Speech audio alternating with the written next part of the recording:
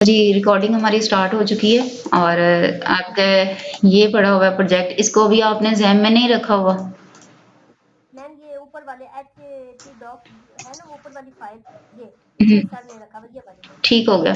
सबसे पहले ना आपने इसको रन करना होता है, ठीक है? Okay ma'am. अपाची और माईएसक्यूएल ये दोनों स्टार्ट होंगे, तभी जो है ना वो आपका ज़ैम जो है सर्वर वो स्टार्ट हो जाएगा। अगर आप नहीं करते, तो ये एरर देंगे दोनों। इनके बिना ओके आपका मैम। प्रोजेक्ट रन नहीं होगा। उसके बाद आपने जाना है मैं पहले चेक कर लूँ किस नाम से आपका फ़ोल्डर पड़ा हुआ है उधर। मैम लॉगिन कर रहे हैं इसी सी ड्राइव में। हाँ जी, यहीं पे होगा इसके अंदर।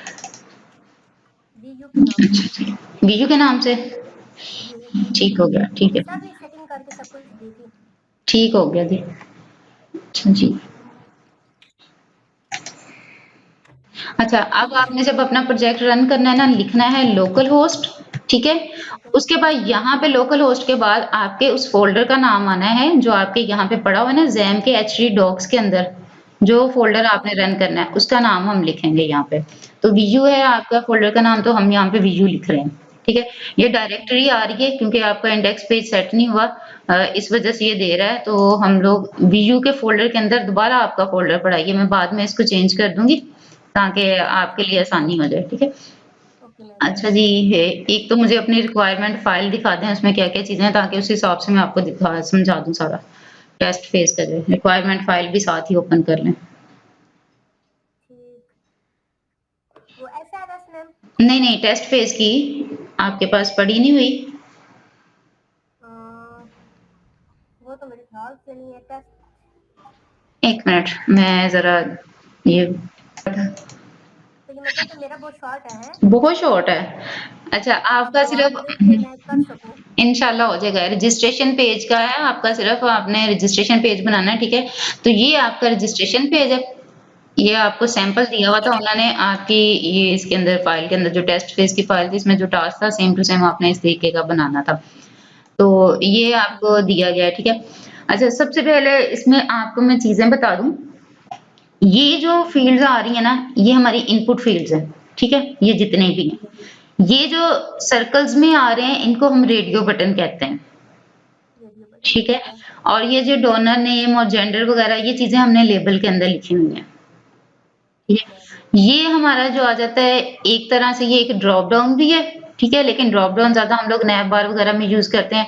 दूसरा हम सेक्शन के अंदर ऑप्शंस लेकर फिर बनाते हैं। सेक्शन इस कॉलम को बना देता है इस फील्ड को और बाकी ऑप्शंस में ये सारी चीज़ें आ जाती हैं, ठीक है?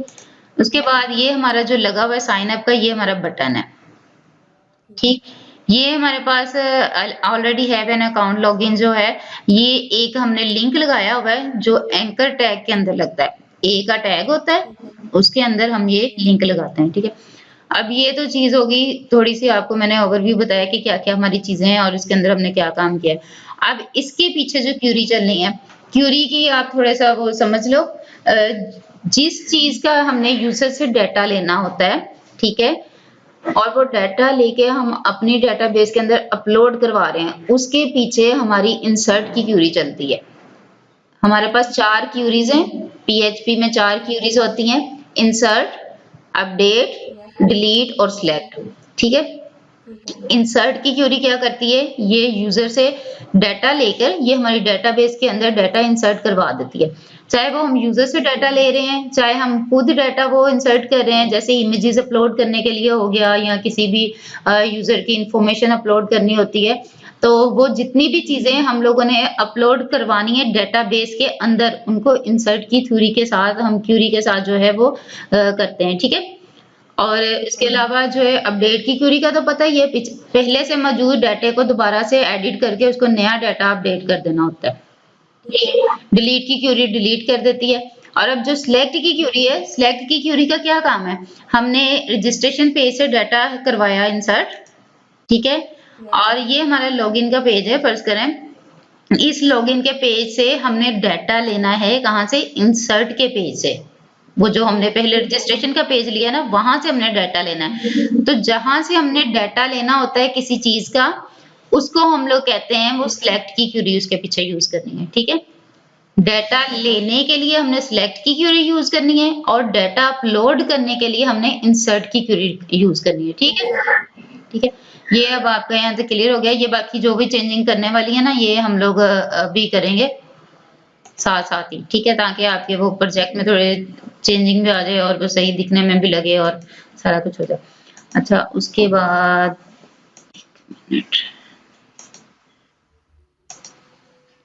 सबलाइम इंस्टॉल है आपके पास? सबलाइम या नोटपैड, किस चीज में आपका कोड ओपन करती हैं? एडिटर इंस्टॉल किया हुआ तो उसी में ओपन कर वो ओपन कर लें, एडिटर अपना ओपन कर लें।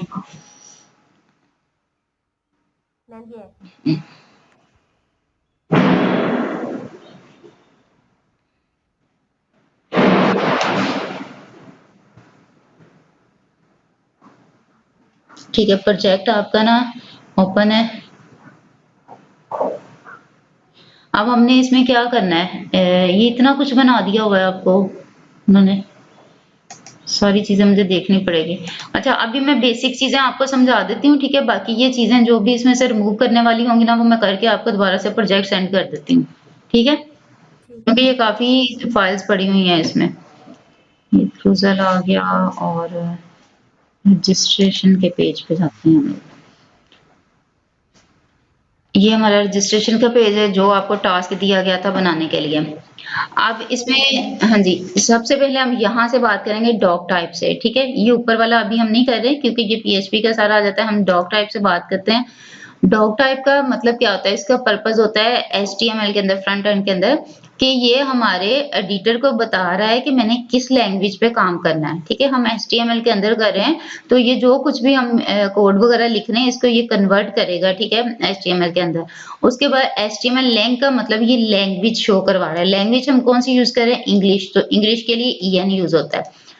उसके बाद हेड है, ये हमारे टैग्स हैं। ठीक है, जो हम HTML का टैग लिख रहे हैं, सिंपल जो भी चीज इस टैग के अंदर आ रही है, सॉरी इस टैग के अंदर आ रही है, ठीक है, वो हमारे टैग्स हैं। इसके अंदर जो भी हमने लिखा है। और कुछ टैग्स होते हैं जिनके जो क्लोजिंग टैग नहीं होते, जैसे हम BR का टैग अगर यूज करें तो ये उसका क्लोजिंग टैग नहीं होता। ये आप सिंपल, इन्होंने इस तरीके से लिखा है, इसको सिंपल आप ऐसे भी लिख लोगे तब भी ये वर्क वैसे ही सेम ही करेगा। ठीक है, और बाकी जितने भी टैग्स हैं मोस्टली आपके जो है हेड का टैग हो गया, फिर आपका बॉडी का टैग है, टाइटल वगैरह है, इनके जो है वो क्लोजिंग टैग मौजूद होते हैं। मीटा का क्लोजिंग टैग नहीं होता। मीटा क्या करता है, ये हमारे वो जितने भी लिंक्स वगैरह हैं उन सबको सेट करता है। ये बताता है हमें ये करैक्टर सेट कर रहा है। मीटा जो है यहाँ पे फर्स्ट पे ये करैक्टर सेट कर रहा है कि UTF-8 के हमने करैक्टर लेने हैं। ठीक है, और जो सेकंड वाला मीटा है वो बता रहा है कि हमने अपने जो कंटेंट है उसकी एज कितनी रखनी है, वो यूजर इंटरफेस किस तरीके का होना चाहिए। और सेकंड में आ जाता है नेम, व्यू कोड और कंटेंट। ये बताता है कि ये जितना भी हमारा प्रोजेक्ट है, जो भी चीज हो रही है, इसने किसी भी डिवाइस पे उस डिवाइस के हिसाब से सेट हो जाना है। अगर आपके पास मोबाइल है तो मोबाइल वर्जन में ये सेट कर देगा सारी चीजों को और रिस्पॉन्सिवली करेगा। अगर आपके पास डेस्कटॉप है तो डेस्कटॉप के तौर पे करेगा। अगर आपके पास लैपटॉप है तो लैपटॉप के हिसाब से ये हर स्क्रीन के हिसाब से आपकी जो कंटेंट की विड्थ है ना उसको सेट कर देगा। इन चीजों के बारे में इतना तो आपके सुपरवाइजर नहीं पूछते होते। ठीक है, अब उसके बाद जो आ जाते हैं, ये जो है ये हमारे लिंक्स लगे हुए हैं। ये बूटस्ट्रैप मिनी का एक लिंक है। ठीक है, बूटस्ट्रैप जो है हम डाउनलोड करके भी लगा सकते हैं या इसके ऑनलाइन लिंक्स पड़े होते हैं वो हम लगाते हैं। ठीक है, उसके बाद ये इन्होंने ऑनलाइन लिंक भी मतलब ये तो डाउनलोड करके उसका लिंक लगाया हुआ है ना। ये जावास्क्रिप्ट के लिंक लगाए हुए हैं, ये भी हमने नेट से उठा के लगाने होते हैं, तो इनके बारे में आपसे इतना कुछ नहीं पूछा जाता। अब आ जाते बात करते हैं इस लिंक की। ये जो लिंक है ना, ये हमने खुद से बनाया हुआ है। और ये किसका लिंक है? जो भी चीजें हमने यहाँ पे की है अपने पेज के ऊपर, या यहाँ पे ये जितनी भी वर्किंग हो रही है, जिसका कलर चेंज किया हुआ है, या फिर हमने वो रजिस्ट्रेशन के पेज के ऊपर जो इतनी सारी चीजें की हुई है, तो वो सारा कुछ हम CSS के अंदर करते हैं। CSS ने क्या करना होता है, इसने हमारी कोई भी चीज है उसको अच्छे तरीके से प्रेजेंट करना है। उसकी लुक अच्छी कर देनी है। HTML का क्या काम होता है? HTML ने सिर्फ हमारा एक ढांचा बना के देना होता है हमें एक चीज का, ठीक है। अब अगर आप एग्जाम्पल गाड़ी की ले लें, एक कार की एग्जाम्पल दे रही हूँ, कार की जितनी भी बॉडी है, ठीक है, वो सारा आपका एक ढांचा है, वो HTML है। उसके आप ऊपर गाड़ी के ऊपर कलर कर रहे हैं, ठीक है, पेंट उसका हो गया, उसके ऊपर आप लाइट्स डिफरेंट स्टाइल्स की लगवा रहे हैं या जो कुछ भी ऐसी चीजें कर रहे हैं जो एक्स्ट्रा चीजें हो जाती हैं, ठीक है, वो आपकी CSS है जो उसकी लुक को अच्छा बना रही है। और गाड़ी चल किस तरीके से रही है, गाड़ी में क्या क्या फंक्शनैलिटी हो रही है, वो सारी आपकी जावास्क्रिप्ट के थ्रू आ रही है या PHP के थ्रू आ रही है, ठीक है। ये एग्जाम्पल। अच्छा, उसके बाद ये हमने एक CSS का ये हमारा फोल्डर पड़ा हुआ है, ठीक है, जो हमने बनाया है। इसके अंदर हमने style.css की एक फाइल बनाई है जिसको हमने लिंक करवाया है। लिंक अगर वो आपको कहते हैं सुपरवाइजर कि आपने एक फाइल का लिंक लगाना है, तो सिंपली लिंक जितने भी होते हैं वो हेड टैग के अंदर हम लगाते हैं, ठीक है। जो लिंक का टैग लगना होता है वो हेड टैग के अंदर होता है। तो इसके लिए हम सिंपल करेंगे, लिंक लिखेंगे, ठीक है, इसको ब्रैकेट्स को क्लोज करेंगे, एंगल ब्रैकेट्स को, और उसके बाद यहाँ पे आप चाहो तो ये वाली चीजें ना लिखो, रियल वाला और टाइप वाला, आप सिर्फ हैरिफ लिख के, ठीक है, और इसके अंदर अपनी फाइल का लिंक लगाना है। अगर तो वो फाइल किसी फोल्डर के अंदर पड़ी है तो पहले हम फोल्डर का नाम लिखेंगे, जैसे ये मैंने CSS यहाँ पे लिखा हुआ है, ठीक है। CSS के बाद हम बैकस्लैश दे रहे हैं, ठीक है, ये पाथ हम सेट कर रहे हैं इतना, और ये आगे style.css जो है ये हमारी फाइल का नेम है जो ये पड़ी हुई है CSS के फोल्डर के अंदर, ठीक है। तो इस तरीके से हमने लिंक लगाना होता है। उसके बाद आ जाते हैं जी हम टाइटल पे। टाइटल क्या काम करता है, ये हमारे जो पेज है ना उसके आपने अक्सर देखा हुआ, ये देखो ऊपर टैब के ऊपर जो हमारा नाम सेट हुआ होता है चीजों का, ठीक है, ये नाम आ रहा है। तो टाइटल के अंदर हम जो भी चीज लिखेंगे ये ऊपर उसका नाम सेट करेगा वहां पे, ठीक। और उसके बाद अब ये तो हेड यहाँ तक आ गया, अब बॉडी आ जाती है। जितने भी काम हमने करने हैं वो बॉडी के अंदर करने हैं। URL बार के नीचे वाला जितना भी एरिया है ना वो सारा हमारा बॉडी के अंदर आता है। ये हमारी URL बार है, ये देखें, ये हमारी URL बार है। इसके नीचे ये ब्लैक एरिया से लेके नीचे तक जहां तक जा रहा है ना वो सारा हमारा बॉडी के अंदर आ रहा है। अब यहाँ पे हमने क्या किया है, BR का एक टैग यूज किया है। BR का टैग क्या करता है, ये ब्रेक लाइन करता है। अगर हम इसको नहीं ना देते, ये स्पेस नहीं देता। जैसे हम MS वर्ड की फाइल के अंदर काम करते हुए एंटर प्रेस करके हम अगली लाइन पे जाते हैं, यही काम ब्रेक लाइन कर रहा है ये BR का टैग, ठीक है। एक अगली लाइन पे जाने के लिए, पिछली लाइन को तोड़ के अगली लाइन में जाने के लिए ये ब्रेक का टैग यूज होता है। BR टैग को हम कहते हैं ब्रेक लाइन टैग, ठीक है। उसके बाद आ जाती है div। div एक डिफरेंट चीज है। सिंपल ये इसका जो टैग होता है ना वो इस तरीके से लिखा जाता है, और इसका क्लोजिंग टैग ये है। क्लोजिंग टैग के साथ हमने स्लैश लगानी होती है, ठीक है। हर क्लोजिंग टैग के साथ स्लैश लगती है, बैक स्लैश जो होती है।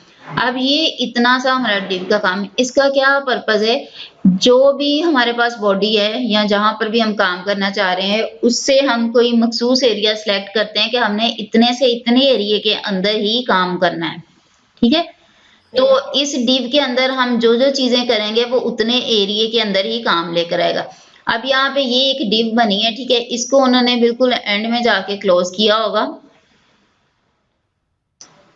यहाँ पे ये क्लोज हुई है, ठीक है, ये वाली है, ठीक है। यहाँ पे उन्होंने इसको क्लोज किया, मतलब ये जितना पूरे पेज का काम आ रहा है वो सारा इसी div के अंदर आ रहा है, ठीक है। तो ये हमने अपने जो पेज की बॉडी है उसके अंदर मखसूस एरिया फिक्स कर लिया है कि इतने एरिया के अंदर ही हमारा ये काम हो, इससे ज्यादा या कम के अंदर ना हो। अब उसके बाद हम यहाँ पे बना रहे हैं क्लासेस। क्लास और ID इन दोनों के बारे में आपसे क्वेश्चन होगा, ठीक है। एक क्लास को हम CSS की फाइल के अंदर कैसे रिप्रेजेंट करते हैं या कैसे कॉल करवाते हैं, और ID को हम किस तरीके से कॉल करवाते हैं, ये हर स्टूडेंट से लास्ट में क्वेश्चन किया जाता है, तो इसको जरा याद रखिएगा। क्लासेस को रिप्रेजेंट करवाने के लिए हम डॉट का साइन यूज करते हैं, ठीक है, और ये CSS की फाइल के अंदर लगता है। और जो ID है यहाँ पे क्लास की जगह पे सिंपल ID ये लिखा हुआ है, ठीक है। ID को रिप्रेजेंट करवाने के लिए हैश का साइन यूज होता है। ये मैं आपको फाइल्स में दिखा देती हूँ। ये देखें कंटेनर फ्लोट की हमने एक क्लास बनाई है उधर, ठीक है, और डॉट के साथ इसको रिप्रेजेंट किया, ठीक। ये देखें यहाँ पर वापस आए, ये कंटेनर फ्लोट की क्लास है, ठीक है ना। और यहाँ पे हम अपनी मर्जी के भी नाम दे सकते हैं, लेकिन ये बूटस्ट्रैप की क्लासेस हैं जो हमने लाजमी देनी होती है। अब कंटेनर फ्लोट क्या करता है, जैसे डिव का काम है कि वो एक मखसूस एरिया हमारे लिए रख देता है कि आपने इसके एरिया में काम करता है। कंटेनर फ्लोट भी यही करता है। दो तरह के होते हैं हमारे पास कंटेनर, एक होता है कंटेनर, एक होता है कंटेनर फ्लोट, ठीक है। एक तो पूरे एरिया को कवर कर लेता है, ठीक है, ये पूरे एरिया को सारे को, या जो व्हाइट एरिया आ रहा है ये भी खत्म हो जाता है, पूरे एरिया को कवर करता है। जो कंटेनर फ्लोट होता है ना, ये पूरे व्हाइट एरिया को कवर नहीं करता, ठीक है, ये आपके स्पेसिफिक एरिया को ही उतने को कवर करता है, साइडों से छोड़ देता है। ये देखिए अब ये सॉरी, जो कंटेनर फ्लोट है ना वो सारा एरिया को लेता है, जो कंटेनर है ना वो आपके साइडों से जगह को छोड़ देता है। ये जैसे हमारे फॉर्म के अंदर आ रहा है, अभी हम फॉर्म पे काम कर रहे हैं तो इसलिए इसको मैंने ओपन किया। उसके बाद आती है डिव के बाद रो आती है, ठीक है। रो का आपको पता है क्या होता है, लाइंस होती हैं। तो हम एक कंटेनर फ्लोर लेने के बाद हम एक रो ले रहे हैं। ये क्या काम करेगी कि हमारा जितना भी टेक्स्ट है या जो भी चीजें हम इस कॉलम के अंदर लिख रहे हैं वो सारी एक ही रो में आएंगी, मतलब इक्वल रहेंगी वो, जैसे ये आ रही हैं, ये देखें ये साइडों से ये सारी उसकी रोज ऐसे आ रही होती हैं, ऐसे इस तरीके से आनी है उसकी रो, इस तरीके से ये रो इस तरीके से आ रही है, ठीक है। तो ये उन सबको एक साथ ही उनको लेके चलेगी, कोई इसमें इशू नहीं आएगा। उसके बाद हम लेते हैं H1 का टैग, ये होते हैं हेडिंग के टैग्स। ये H1 से लेके H6 तक टैग होते हैं, हमारे पास 6 है। जो H1 का टैग है ना, इसके अंदर हमारा जो भी टेक्स्ट लिखा जाएगा वो सबसे ज्यादा साइज में बड़ा होगा। जैसे कि ये लिखा हुआ है डोनर रजिस्ट्रेशन, ठीक है। अगर मैं इसको कर देती हूँ H1 की जगह मैं H6 लिख देती हूँ, ठीक है, ओपनिंग टैग में भी और क्लोजिंग टैग में भी। उसके बाद कंट्रोल S करती हूँ, सेव हो गया हमारा।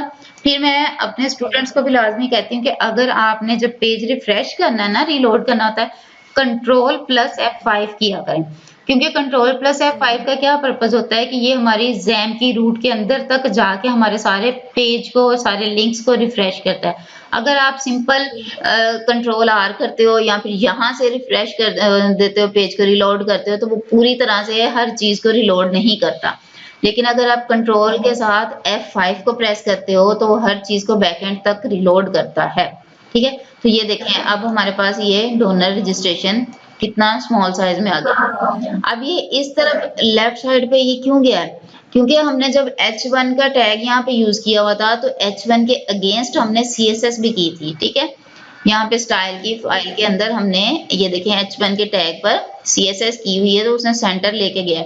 अगर मैंने वहां से चेंज किया, मैं यहाँ से भी चेंज करके इसको मैं दोबारा से कंट्रोल F5 प्रेस करके रिफ्रेश करती हूँ पेज को, तो उसकी CSS चेंज हो जाएगी, ठीक है।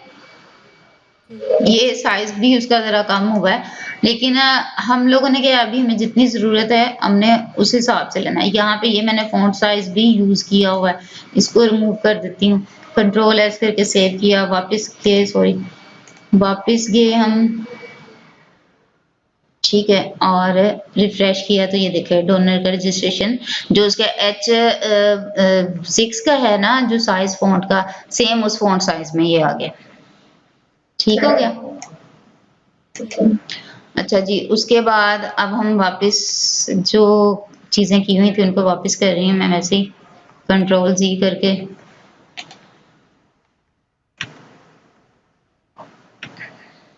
अनडू कर दी है मैंने सारी चीजें ये। अच्छा, उसके बाद अब आ जाते हैं हम दोबारा से वापस नीचे। ये आगे हमारे फुल MD क्या होता है, ये हमारे कॉलम्स होते हैं, ठीक है। बूटस्ट्रैप हमें 12 कॉलम्स अलाउ करता है, 12 से ज्यादा कॉलम्स हम यूज नहीं करते, 12 के अंदर ही हम उन कॉलम को यूज करते हैं। या तो एक साथ हम 12 कॉलम्स ले लेते हैं, या 12 कॉलम लेके उसके अंदर फिर हम छोटे छोटे कॉलम्स बना लेते हैं। लेकिन वो छोटे कॉलम आप बनाओ या आप बड़े कॉलम बनाओ, जितने भी हैं उनकी जो लिमिट है ना वो 12 ही रहेगी, 12 से ज्यादा नहीं होगी। फुल का मतलब होता है कॉलम, MD हम यूज करें मीडियम के लिए। हमारे पास 4 तरह के कॉलम्स होते हैं, स्मॉल, मीडियम, लार्ज और एक्स्ट्रा लार्ज। स्मॉल के लिए SM यूज होता है, मीडियम के लिए MD यूज होता है, लार्ज के लिए LG यूज होता है और एक्स्ट्रा लार्ज के लिए XL यूज होता है। इसके बारे में भी आपसे क्वेश्चन पूछ सकते हैं कि ये आपने कूल MD लिखा है, ये क्या चीज है? तो आपने सिंपल बताना है कि सर ये हमारे कॉलम्स हैं, ठीक है। बूटस्ट्रैप हमें ये 12 कॉलम्स अलाउ करता है, जिसमें MD जो है वो मीडियम साइज के कॉलम है हमारे, ठीक। ये इसका आंसर आपका हो गया। अच्छा, अब हमने क्या किया है, हमने इस पूरे पेज के लिए ना एक 12 कॉलम्स लिए हैं, ठीक है। ये हमारा 12 कॉलम्स है, 12 कॉलम पूरा यहाँ से लेकर लेफ्ट से लेकर ये राइट एंड तक जा रहा है। अगर इसको कम मैं कर देती हूँ तो ये स्मॉल साइज में जरा हो जाएगा। यहाँ से सिंपल मैंने 10 ले लिए हैं कॉलम, तो ये स्पेस इसकी छोड़ देगा, साइडों से इतने कॉलम छोड़ देगा। ये देखें ये जो अंदर वाला काम है ना सारा, उसने खराब कर दिया, क्योंकि हमने ये वाला सारा काम हमने लिया हुआ था 12 कॉलम्स के अंदर, ठीक है। अब वो वापस जिस कॉलम को जितनी जगह मिलती है उतने उतने वो चीजों में टेक्स्ट लेके जा रहा है, क्योंकि हमने 10 कॉलम जो कर दिया। अब ये हमने लिया हुआ है पूरे 12 कॉलम्स के अंदर, 12 कॉलम्स में लेकर हमने इसके ऊपर थोड़े से CSS अप्लाई किया हुआ है, हमने उसको सेंटर किया हुआ है सारा कुछ। और उसके बाद अब यहाँ पे हम क्या कर रहे हैं, ये खाली कॉलम बना रहे हैं। पहले हमने 12 कॉलम लिया, 12 कॉलम लिए कि हमारे पास ये फ्रेम बन जाए पूरा, ये रेड लाइन तक जो भी है, ठीक है। उसके बाद हम ले रहे हैं खाली कॉलम, ठीक है। 3 साइज का हमने लिया है कि 3 हमारे जो पहले कॉलम्स हैं वो खाली जाएं।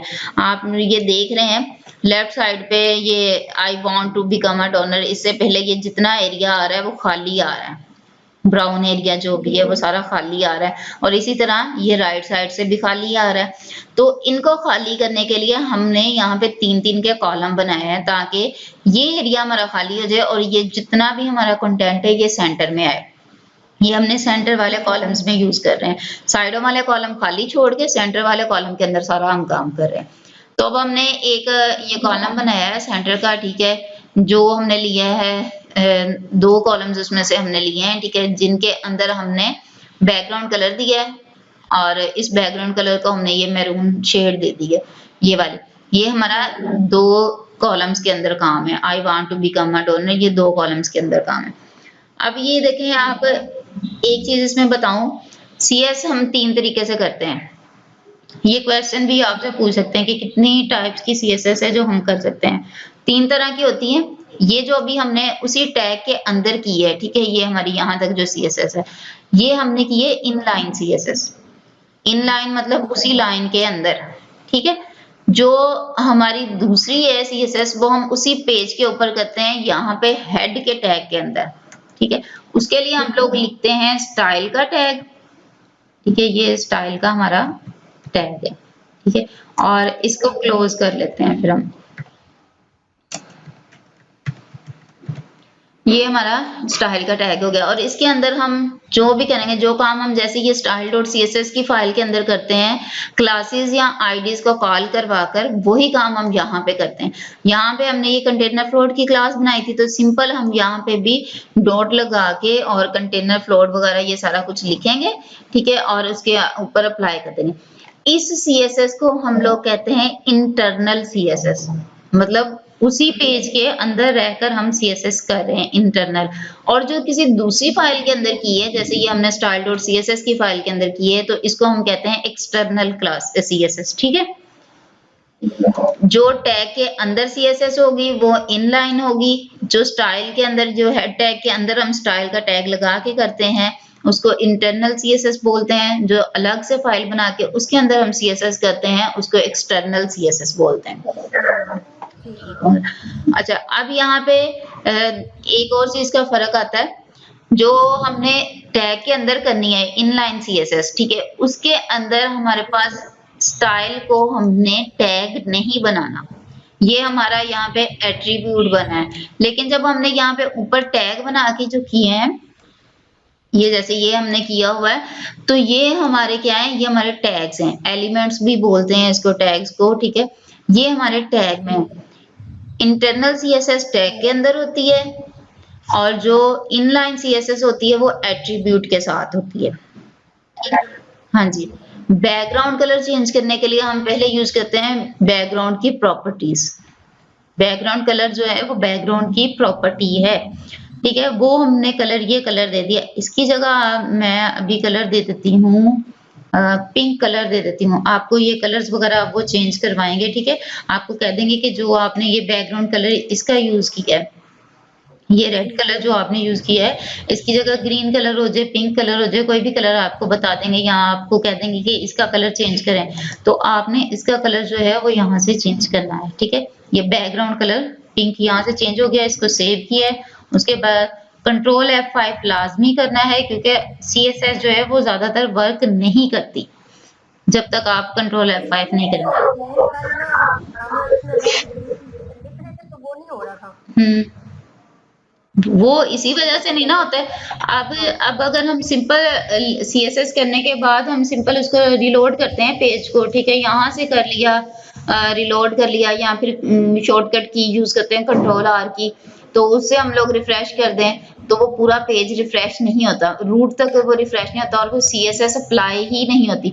अप्लाई होने के बावजूद भी वो डिस्प्ले नहीं हो रही होती। लेकिन अगर आप कंट्रोल और F5 को प्रेस करते हैं ना, तो पूरा एक तरह से रिफ्रेश होता है पेज, जैसे हम अपने सिस्टम को, लैपटॉप को बंद करके दोबारा से चलाते हैं ना, और वो रिफ्रेश हो जाता है। कंट्रोल F5 यही काम कर रहा होता है, ये एक तरह से आपके जैम को बंद करके दोबारा से चला रहा होता है, ठीक है। तो वो जब दोबारा से चलाता है ना, तो हर चीज दोबारा वो अप्लाई हो चुकी होती है वहां पे, और वो डिस्प्ले भी प्रॉपरली हो रहा होता है। अब अगर आपको ये कलर इसका चेंज करने का कहते हैं ना, तो आपने सिंपल यहाँ से इसका कलर चेंज कर देना, ठीक है। बैकग्राउंड कलर से बैकग्राउंड कलर चेंज हो जाता है। और ये दिए विड्थ मैंने, px का मतलब होता है पिक्सल्स, विड्थ मैंने 200 दी है। अगर मैं इस विड्थ को कम करूं या ज्यादा करूं, तो ये जो हमारा है बॉक्स आ रहा है, कॉलम आ रहा है, ये पिंक कलर का जो है, ये कम या ज्यादा इसकी विड्थ होती जानी है साइडों से, ठीक है। उसके बाद आ जाते हैं जी, अभी इसको वापस कलर चेंज करते हैं इसका। ये शेड इसलिए हमने ये वाला नंबर इसका दिया हुआ है, क्योंकि हमें जो फॉर्म उन्होंने दिया हुआ था सुपरवाइजर ने, उस जैसा बनाने के लिए ये वाला शेड लग रहा था, ठीक है। तो सेम वही शेड हमने यूज किया है नेट से उठा के। उसके बाद हम लोग आ जाते हैं H2 पे। H2 ये हमने हेडिंग दी है, H2 का एक टैग लिया है, और इसके अंदर हमने बनाया है ये जो I want to become, ये लिखा हुआ है want to become a donor।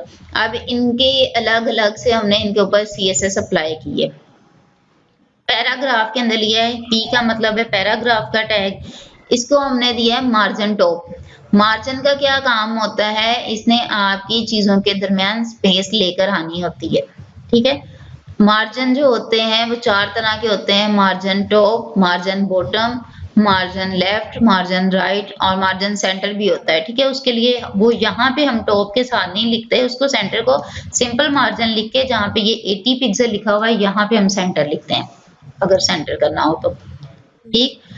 Margin का काम है, आपसे मार्जिन के बारे में भी क्वेश्चन हो सकता है कि मार्जिन टॉप आपने दिया है किस पर्पस के लिए दिया है, तो आपने कहना है मार्जिन जो है वो स्पेस देने के लिए यूज होता है। और मैंने आई का जो मैंने पैराग्राफ के अंदर आई लिखा हुआ है, इसको मैंने स्पेस दी है 80 पिक्सल की, मैंने ये स्पेस देके इसको टॉप पे लेकर आई हुई हूँ, ठीक है। बाकी भी इसी तरीके से सबकी स्पेस डिफरेंट दी हुई है हमने, इसको मतलब एक जैसा सेट करने के लिए हमने ये स्पेस डिफरेंट दी हुई ऊपर से। अब ये देखें आई टॉप से ऊपर है ना ये सारा, अगर मैं इसको आई की स्पेस खत्म करूंगी, ये बिल्कुल यहाँ पे ऊपर आ जाएगा।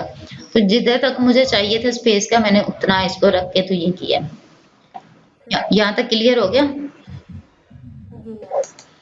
अच्छा, उसके बाद अब ये सारी स्पेस इसकी आ गई। कलर मैंने टेक्स्ट का कलर चेंज करना है ना, तो सिंपल जिस एरिया का जितने कलर का आपने टेक्स्ट चेंज करना है, उस कलर के लिए आपने स्टाइल के अंदर कलर लिखना है, और जो कलर देना है वो कलर लिख देना है, ठीक है। फॉन्ट साइज से आपके फॉन्ट का साइज छोटा बड़ा होता है। स्ट्रॉन्ग का जो एलिमेंट है ना, ये आपका टैग आपके टेक्स्ट को थोड़ा बोल्ड कर देता है। बोल्ड के लिए आप यहाँ पे बी का टैग भी यूज कर सकते हैं, लेकिन इनमें थोड़ा सा फर्क है। बी का टैग जो है वो इतना बहुत ज्यादा मतलब बोल्ड कर देता है, और जो स्ट्रॉन्ग का ये इतना ज्यादा नहीं करेगा, ठीक। उसके बाद ये हमने क्लोज कर दिया। बी आर का टैग ये ब्रेकिंग का है, वो टैग है ब्रेक लाइन का।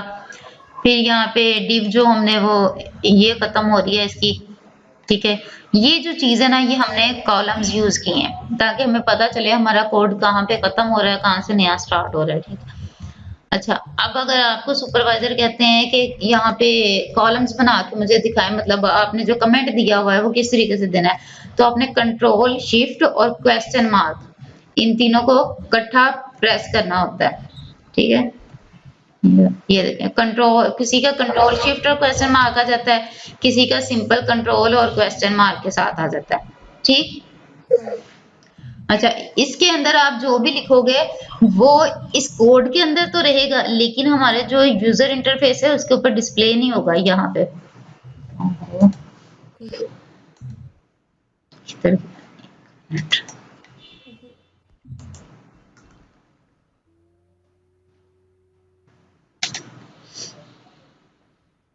एनी डेस्क का यही इश्यू होता है जब आप किसी दूसरे के लैपटॉप पे काम कर रहे होते हैं ना, एक तो बहुत देर से चीजें ओपन हो रही होती हैं, और ये देखें। अच्छा, ये देखें, हमने जो कुछ वहां पे कमेंट के अंदर लिखा था वो यहाँ पे कहीं पे भी डिस्प्ले नहीं हो रहा। ठीक, तो जो चीजें हम वहां पे कमेंट के अंदर लिखेंगे ना वो डिस्प्ले नहीं होगी, लेकिन हमारे कोड के अंदर मौजूद होंगी, और हमें पता होगा कि कहाँ पे कौन सी चीज खत्म हो रही है, कहाँ से क्या स्टार्ट हो रहा है। तो इसका फायदा ये होगा कि आपके पास चीजें, अगर कोई एरर आ रहा है या कुछ भी आप भूल रहे हैं, तो आपको चीजें ढूंढने में आसानी रहेगी क्योंकि आपके पास कमेंट्स होंगे। अच्छा, उसके बाद हम आ जाते हैं जी आगे इस डिव पे। पहले हमने कौन सी डिव यूज की थी, एक डिव हमने 3 की वो कॉलम जो थे वो खाली छोड़े थे, फिर 2 के कॉलम के अंदर हमने बाकी काम किया था। ठीक है, ये टोटल हमारे 5 कॉलम हो गए। फिर अब अगले के 7 कॉलम के अंदर हमने काम करना है, टोटल 12 कॉलम्स हमने पूरे करने हैं। तो 12 कॉलम्स के लिए फिर अगले कॉलम के अंदर हम काम करेंगे, जिसके लिए हम 7 कॉलम ले रहे हैं। तो बाकी का जो आपका यूजर इंटरफेस आ रहा है, रजिस्ट्रेशन फॉर्म का जो काम आ रहा है वो इसके अंदर आ रहा है। तो ये मैं चीज खत्म कर देती हूँ यहाँ से।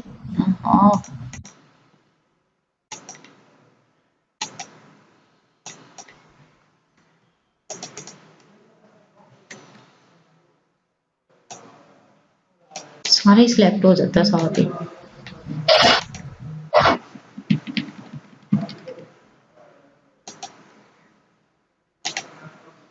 एक मिनट, इसको बंद करके तुम्हारा चाहिए।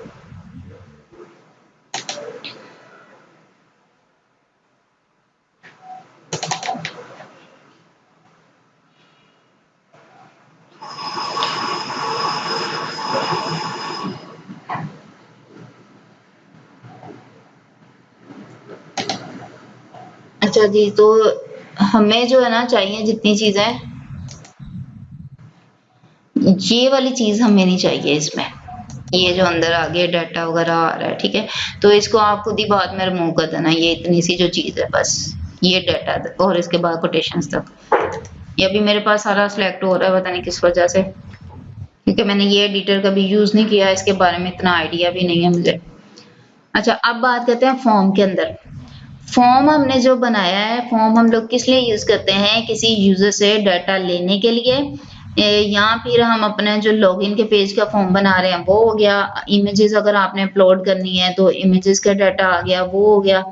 ये सारी चीजें हम लोग फॉर्म के अंदर करते हैं। ये जितना भी एरिया ये वाला आ रहा है, ये इतना एरिया, ये हमारा फॉर्म के अंदर आ रहा है। अब फॉर्म ने क्या करना है, फॉर्म के अंदर एक हमारे पास इनपुट्स हैं, हमारे पास उसके बाद वो है बटन है, और बाकी और लेबल्स हैं। इन सब का डाटा वहां पे अपलोड करना है हमारा, और हमने इनके थ्रू डाटा यूजर से लेना है। फॉर्म के अंदर हम मेथड यूज करते हैं। ठीक है, मेथड यूज होता है बैकएंड के लिए। मेथड हमारे पास होते हैं 2 तरह के, इसके बारे में भी आपसे क्वेश्चन होना है कि फॉर्म के अंदर मेथड यूज किया है आपने, किस लिए यूज किया है, और ये कितनी तरह के होते हैं। तो आपने सिंपल कहना है कि फॉर्म के अंदर मेथड मैंने बैकएंड के लिए यूज किया है, और इसके 2 मेथड होते हैं, एक होता है पोस्ट, ठीक है, और दूसरा होता है गेट का मेथड। अब पोस्ट का मेथड क्या करता है, ये आपकी चीजों को सिक्योर करता है, इसमें प्राइवेसी होती है, इसके अंदर आप अनलिमिटेड डाटा जो है वो रख सकते हैं। लेकिन जो आपका गेट का मेथड है ना, उसके अंदर आप 2000 या 2200 इससे ज्यादा आप डाटा नहीं रख सकते, और उसके अंदर प्राइवेसी भी नहीं होती। प्राइवेसी किस तरीके से नहीं होती? आपने इस पूरे फॉर्म के अंदर जो कुछ लिखा है ना, वो पोस्ट के मेथड के अंदर तो वो शो नहीं होगा, लेकिन अगर आपने यहाँ पे गेट का मेथड दिया होगा ना, तो वो सारा जो भी आपका डाटा है, ये न्यू टैब क्यों ओपन हो जाती है, जो सारा डाटा ना वो यहाँ पे ऊपर शो करवाता है। ठीक है, जैसे ये परसेंटेज का साइन लगा है, फिर यहाँ पे क्वेश्चन मार्क लगेगा, फिर आगे जो भी चीजें होंगी वो सारी यहाँ पे डिस्प्ले करवाएगा। अगर हम वहां पे पोस्ट का मेथड लिखेंगे तो फिर वो यहाँ पे हमारी चीजें नहीं शो होंगी, चाहे हम इसके अंदर जो भी डाटा एंटर करते जाएं वो यहाँ पे डिस्प्ले नहीं होगा। लेकिन अगर आप वहां पे गेट का मेथड लगा के इन फील्ड्स को फिल करोगे और फिर इसको साइन अप पे क्लिक करोगे तो वो यहाँ पे डाटा भी डिस्प्ले करवाएगा आपका। ठीक, ये माइंड में रखना है कि पोस्ट का मेथड जो है वो प्राइवेसी रखता है।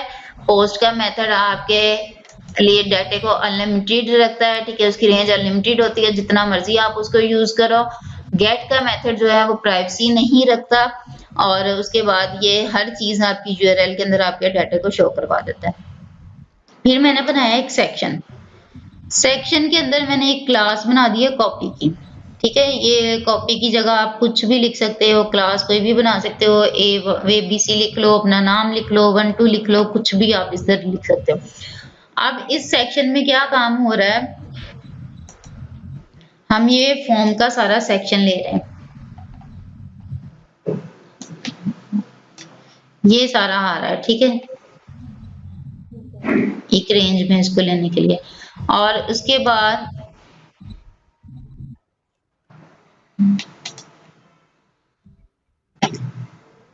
इस सेक्शन के अंदर हम बाकी सारा काम कर रहे हैं। इनपुट कंटेनर नेम मैंने एक क्लास बनाई है, इसकी जगह भी आप कोई भी क्लास बना सकते हो। ठीक है, मैंने सेम नेम इस वजह से रखे हुए हैं कि आपको इश्यू ना हो कि ये कौन सी फील्ड्स हैं, नेम मिलते होंगे तो आपको पता चलता जाएगा। अब इनपुट के हमने कंटेनर बनाए हैं, ठीक है, और ये दूसरी क्लास नेम की है।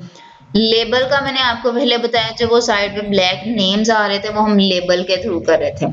ठीक है, फोर के अंदर हमने ये नाम लिखा हुआ है, फोर जो है वो हमारा एट्रीब्यूट है, लेबल जो है वो हमारा टैग है, उसमें हमने डी नेम दे दिया है कि डोनर का नेम हम बता रहे हैं। ठीक है, मतलब इसका मतलब ये लेबल हम किस लिए यूज करें, क्या है लेबल, तो लेबल के लिए हम डी नेम दे रहे हैं एक वो एट्रीब्यूट बना के। ठीक है, अब मेन जो चीज है आपसे ये काम करवाएंगे, ये इनपुट फील्ड जो है ना ये लिखवाएंगे, आपसे कह देंगे कि एक नई इनपुट फील्ड बना के दिखाओ। ठीक है, तो जब आपको कहेंगे एक नई इनपुट फील्ड बना के दिखाओ तो आपने सिंपल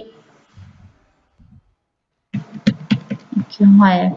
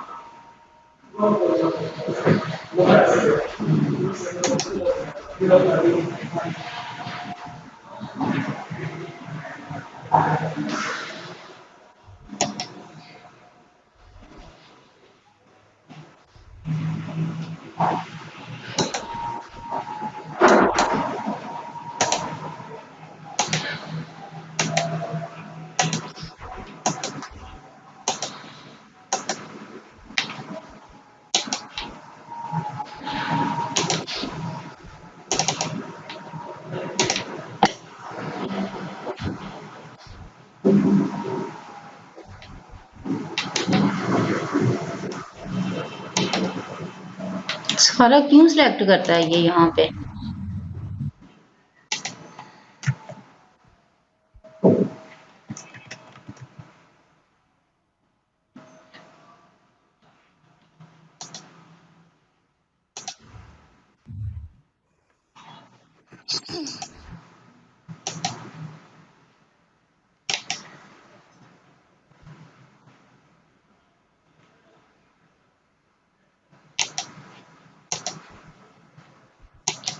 मैं ज़्यादा ना सबलाइम में और इन चीज़ों में काम करती हूँ। ये वाला एडिटर कभी यूज़ ही नहीं किया, मैं ओपन ही नहीं कर रहा फाइल्स को।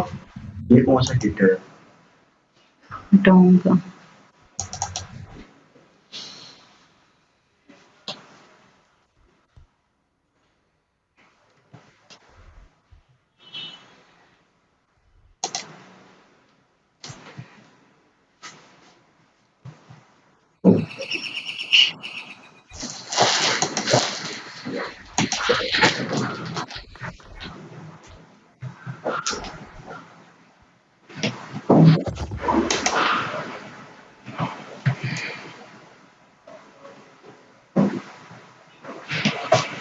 जो सिलेक्ट कर रहे हैं वो आ नहीं रही और बाकी सारी आती हैं। रजिस्ट्रेशन के पेज की सिलेक्ट करती हूँ, उसको उठा ही नहीं रहा वो।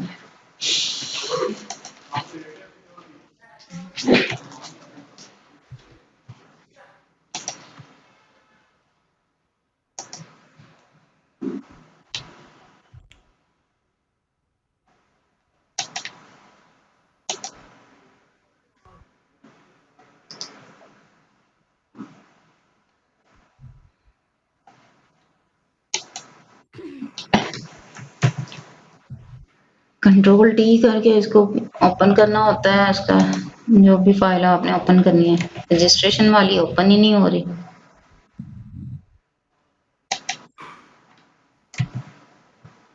प्रोजेक्ट में मार रहा है अपने पीसी में। मैं ना अपने पीसी में इसको करती हूँ, मेरे पास पड़ा हो।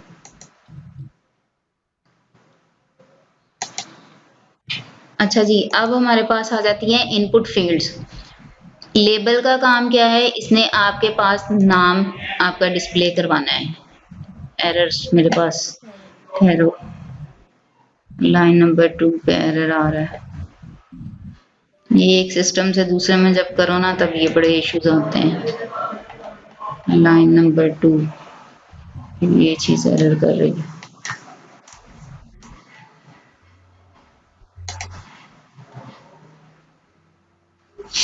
अच्छा, ये देखें, अब ये जो आ रहा है डोनर नेम, जेंडर, एज वगैरह, ये लेबल्स के अंदर हमारे नेम आ रहे हैं।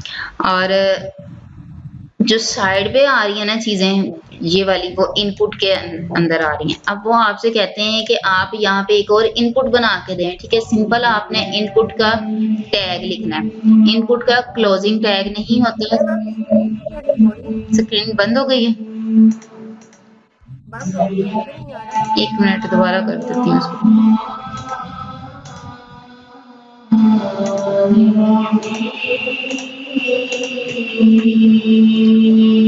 बताइएगा स्क्रीन शेयर हो गई?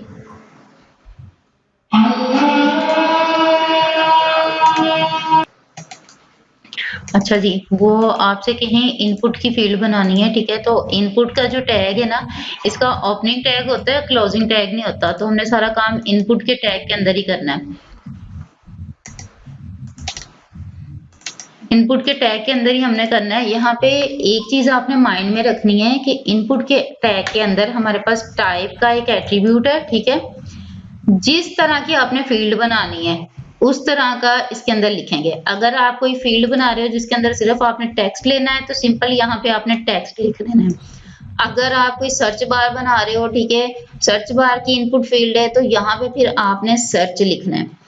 अगर आप पासवर्ड लिख रहे हो किसी चीज का, तो टाइप के अंदर पासवर्ड दोगे, क्योंकि जो चीज आप यहाँ पे दोगे वही चीज वो वहां पे रिप्रेजेंट करेगी। आप यहाँ पर अगर दे देते हो ना, आपने पासवर्ड की कोई फील्ड बनाई है, अभी आगे हम इस चीज को देखेंगे। ठीक है, तो अगर यहाँ पे आप दे देते हो टेक्स्ट, तो वो टेक्स्ट के जरिए ही वहां पे शो करवाएगा आपके पासवर्ड को। अगर आप उसकी टाइप पासवर्ड दोगे ना, तो ये स्टार्स की सूरत में आपका पासवर्ड शो करवाएगा, सिक्योर हो जाएगा आपका पासवर्ड।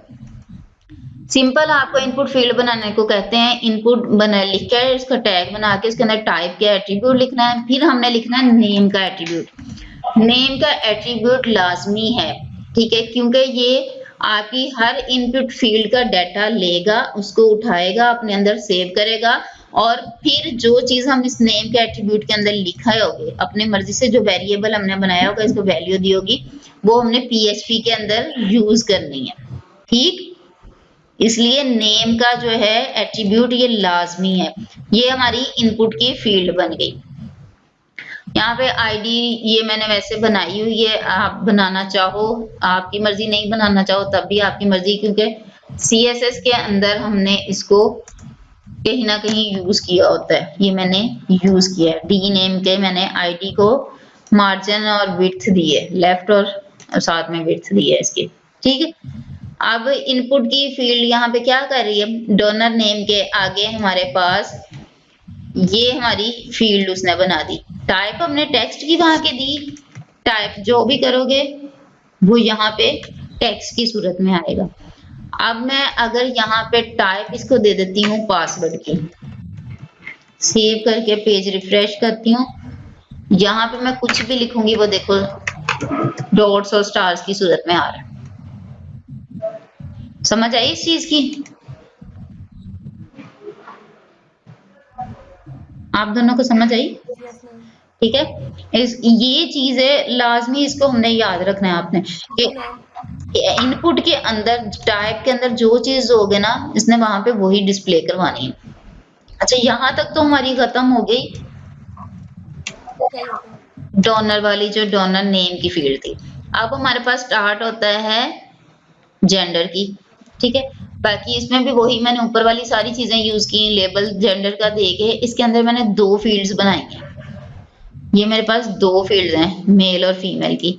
अब इन 2 फील्ड्स के अंदर मैंने दोनों की टाइप ली है रेडियो की, क्योंकि मुझे रेडियो बटन बनाना था। अगर यहाँ पे मैं टाइप दे देती टेक्स्ट की, ठीक है, ये मैंने सेव करके इसको रिफ्रेश कर रही हूँ, तो वो देखो मेल वाली टाइप टेक्स्ट वाली होगी फील्ड। लेकिन मुझे क्या चाहिए, मुझे रेडियो बटन चाहिए क्योंकि हमारी रिक्वायरमेंट में था, तो मैंने यहाँ पे रेडियो बटन्स बनाए हैं। अब रेडियो बटन में क्या ये करेगा, 2 बनाए हैं तो वो सिर्फ उसी पे क्लिक करेगा, दोनों में से किसी एक पे जो हम रखना चाहते हैं। फिर नेम में इनके दोनों नेम सेम होने हैं, क्योंकि ये एक ही कॉलम के अंदर, ये हमारे एक ही डिव के अंदर आ रहे हैं और डेटाबेस में भी ये एक ही कॉलम के अंदर जाने हैं। इसलिए मैंने दोनों के नेम जेंडर ही रखा है, ताकि जो है वहां पे मुझे बैकएंड में इशू ना हो। इसको मैंने बैकएंड में यूज करना है। एंड NBSP का क्या पर्पज होता है, BR के टैग का पर्पज होता है लाइन ब्रेक करके दूसरी लाइन पे जाना। इसने क्या होना है, जैसे हम ये स्पेस का बटन अपने कीबोर्ड पे यूज करते हैं, ठीक है, तो वो आपके बाद स्पेस बार का वो आपके स्पेस दे देती है एक एक लफ्ज की, तो इसने वो स्पेस देनी है। अगर मैं इसको यहाँ से रिमूव करती हूँ, सेव की है, अभी ये देखें अभी ये कितना फासला है इसमें, ये देखो बिल्कुल उसके साथ रेडियो बटन के साथ जुड़ गया। इसमें अभी स्पेस है क्योंकि यहाँ से मैंने रिमूव नहीं उसको किया, और इधर वो साथ जुड़ गया। समझ आई इसकी?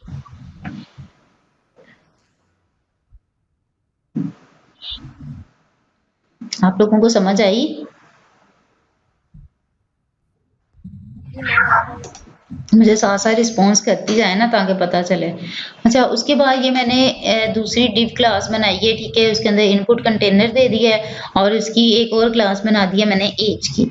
इस एज को मैंने CSS के अंदर कॉल करवाई हुई है, सॉरी यहाँ पे आना है, ये हमारी CSS है और ये देखें इसको करवाई है। यहाँ पे मैंने सबकी मार्जिन और लेफ्ट दिया और विड्थ वगैरह इनकी सेट की हुई है, ठीक है। तो ये क्लासेस देने का इनका ये पर्पज है, आईडीज वगैरह के साथ या जैसे भी हमने ये दी होती हैं।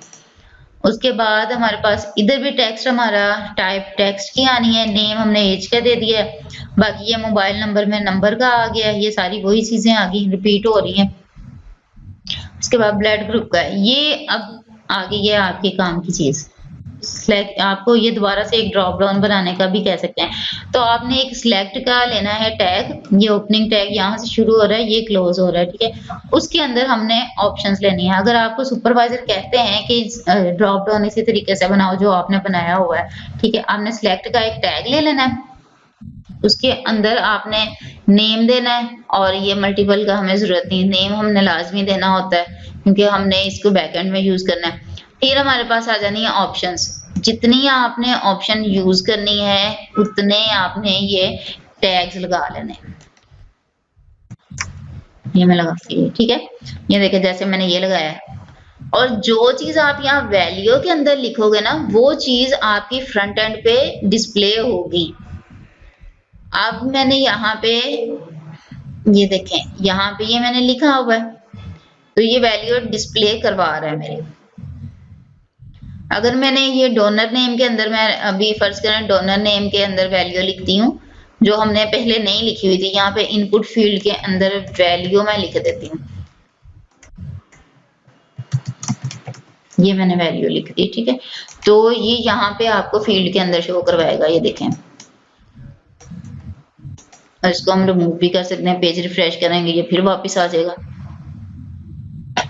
ठीक है। तो ये जो चीज आप वैल्यू के अंदर लिखोगे वो चीज आपकी डिस्प्ले करवाएगा आपके यूजर इंटरफेस पे। उसके बाद ये हमारी ऑप्शंस आ जानी है। ऑप्शन के अंदर हमने जितनी ऑप्शंस बनानी होती है वो होती हैं जितनी आपको जरूरत है। अभी हमें जितने ब्लड ग्रुप से उस हिसाब से हमने ये बनाया है, तो ये हमारा एक ड्रॉप डाउन बन गया, ये हमारा ड्रॉप डाउन बन गया।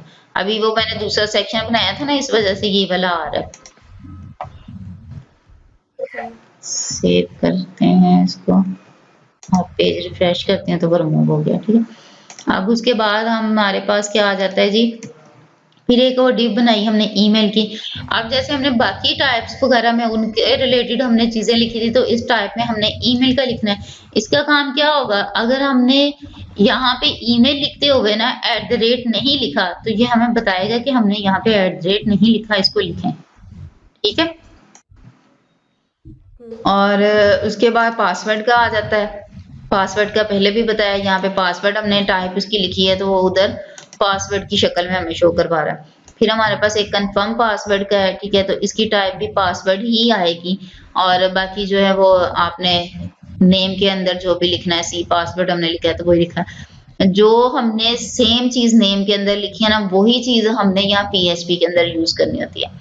अब आ जाती है एक और चीज हमारी पिक्चर्स की। हमें उन्होंने बोला हुआ था यहाँ पे आपने पिक्चर भी अपलोड करवानी है, तो हमने ये पिक्चर के लिए लगाई है फील्ड।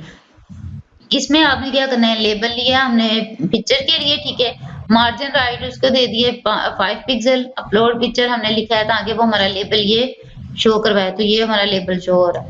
फिर हम क्या कर रहे हैं, यहाँ पे इनपुट फील्ड के अंदर टाइप हम दे रहे हैं फाइल की, जैसे हमने बाकी चीजों में दिया पासवर्ड, टेक्स्ट और ईमेल वगैरह, इसी तरीके से यहाँ पे फाइल की दे रहे हैं। तो हमारे पास ये चीज फाइल की सूरत में बनी आ रही है। अगर मैं यहाँ पे दे देती हूँ टेक्स्ट, दे देती हूँ फाइल की जगह पर, तो ये इनपुट फील्ड बन जाएगी हमारी। फिर हम फाइल अपलोड नहीं कर पाएंगे, लेकिन हमें चाहिए फाइल अपलोड करने के लिए, तो हम उसकी टाइप फाइल देंगे तो वो हमारे पास फील्ड उसी तरीके से आ जाएगी, ठीक है, फाइल की सूरत में। अच्छा, अब नेम इसका भी हम फाइल दे रहे हैं क्योंकि हमने बैकएंड में यूज करना है। अब आ जाता है जी बटन। आपको सुपरवाइजर कहेंगे ये आपने एक बटन बनाया हुआ है, ऐसा ही एक और बटन बना के दिखाओ। सिंपल, आपने बटन का टैग यूज करना है। ये हमारा ओपनिंग टैग है, नीचे मैं इसका क्लोजिंग टैग कर रही हूँ बैकस्लैश के साथ, ठीक है। ये हमारा आ गया बटन का टैग। अब बटन के अंदर हमने बनानी है क्लास। क्लास एक एट्रीब्यूट है हमारा, ठीक है। इसके अंदर लिखेंगे BTN जो है ना, BTN यूज होता है बूटस्ट्रैप 3 के अंदर। ये बूटस्ट्रैप की अपनी क्लासेस होती हैं। बूटस्ट्रैप फ्रेम है HTML और CSS का फ्रेमवर्क है, ठीक है। तो BTN की क्लास बाय डिफॉल्ट होती है। अब इसमें अगर आप कलर चेंज करना चाहो, आप बटन का या कुछ भी और कलर देना चाहो, तो आप यहाँ पे क्लासेस यूज कर सकते हैं, ठीक। और अगर आप सिंपल वैसे स्टाइल के थ्रू CSS के थ्रू कलर देना चाहो, तो आपने जैसे हम बैकग्राउंड कलर चेंज करते हैं उसी तरीके से यहाँ पे कलर इसका चेंज करना है। ये हमारा बटन बन गया, ठीक है। इसको सेव करके मैं आपको दिखा रही हूँ। ये देखें, ये छोटा सा बटन बन गया क्योंकि हमने इसके अंदर कुछ लिखा नहीं हुआ। अगर मैं इसके अंदर लिख देती हूँ यहाँ पे कि हमारा किस चीज का बटन है, रजिस्ट्रेशन का लिख देती हूँ।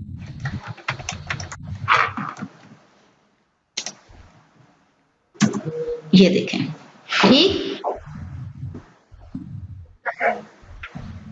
अभी ये बाय डिफॉल्ट अपना रेड कलर शो करवा रहा है और CSS में भी हमने इसका कलर लगाया हुआ है, वहां से भी शो करवाएगा।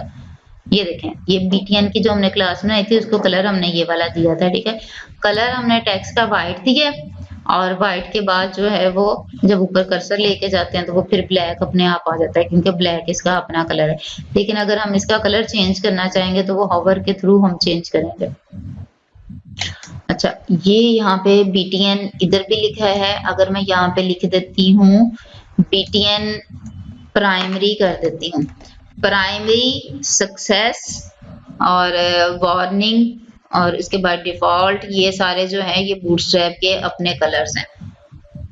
ये सिर्फ BTN प्राइमरी करने पे ही उसका कलर चेंज हो गया, ठीक है, क्योंकि BTN प्राइमरी जो है बूटस्ट्रैप का अपना कलर है, प्राइमरी कलर BTN है बटन के क्लास और बाकी प्राइमरी उसका कलर है। अच्छा, यहाँ तक हो गया। अब आ जाता है हमारे पास एंकर टैग। पैराग्राफ के अंदर हम एक एंकर टैग ले रहे हैं। एंकर टैग क्या करता है, ये हमारे टेक्स्ट को लिंकेबल टेक्स्ट बनाता है। ये हमारे ये जो टेक्स्ट है इसको लिंकेबल उसने बनाया कि इस पे क्लिक करें तो हम दूसरे पेज पे जाएं।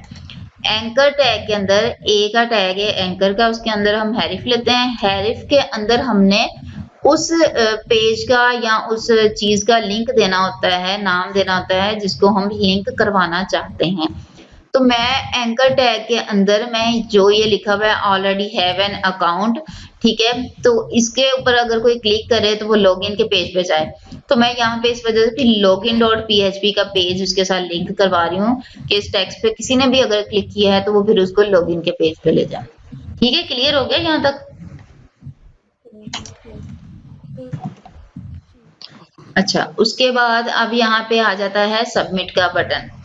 अब जैसे हमने पीछे पढ़ा है सारी चीजों को, नेम जो पढ़े हैं, नेम के अंदर यहाँ पे मैंने साइन अप के अंदर सबमिट का बटन लिखा था। नेम के अंदर जो नेम को वैल्यू दी थी सबमिट की दी थी।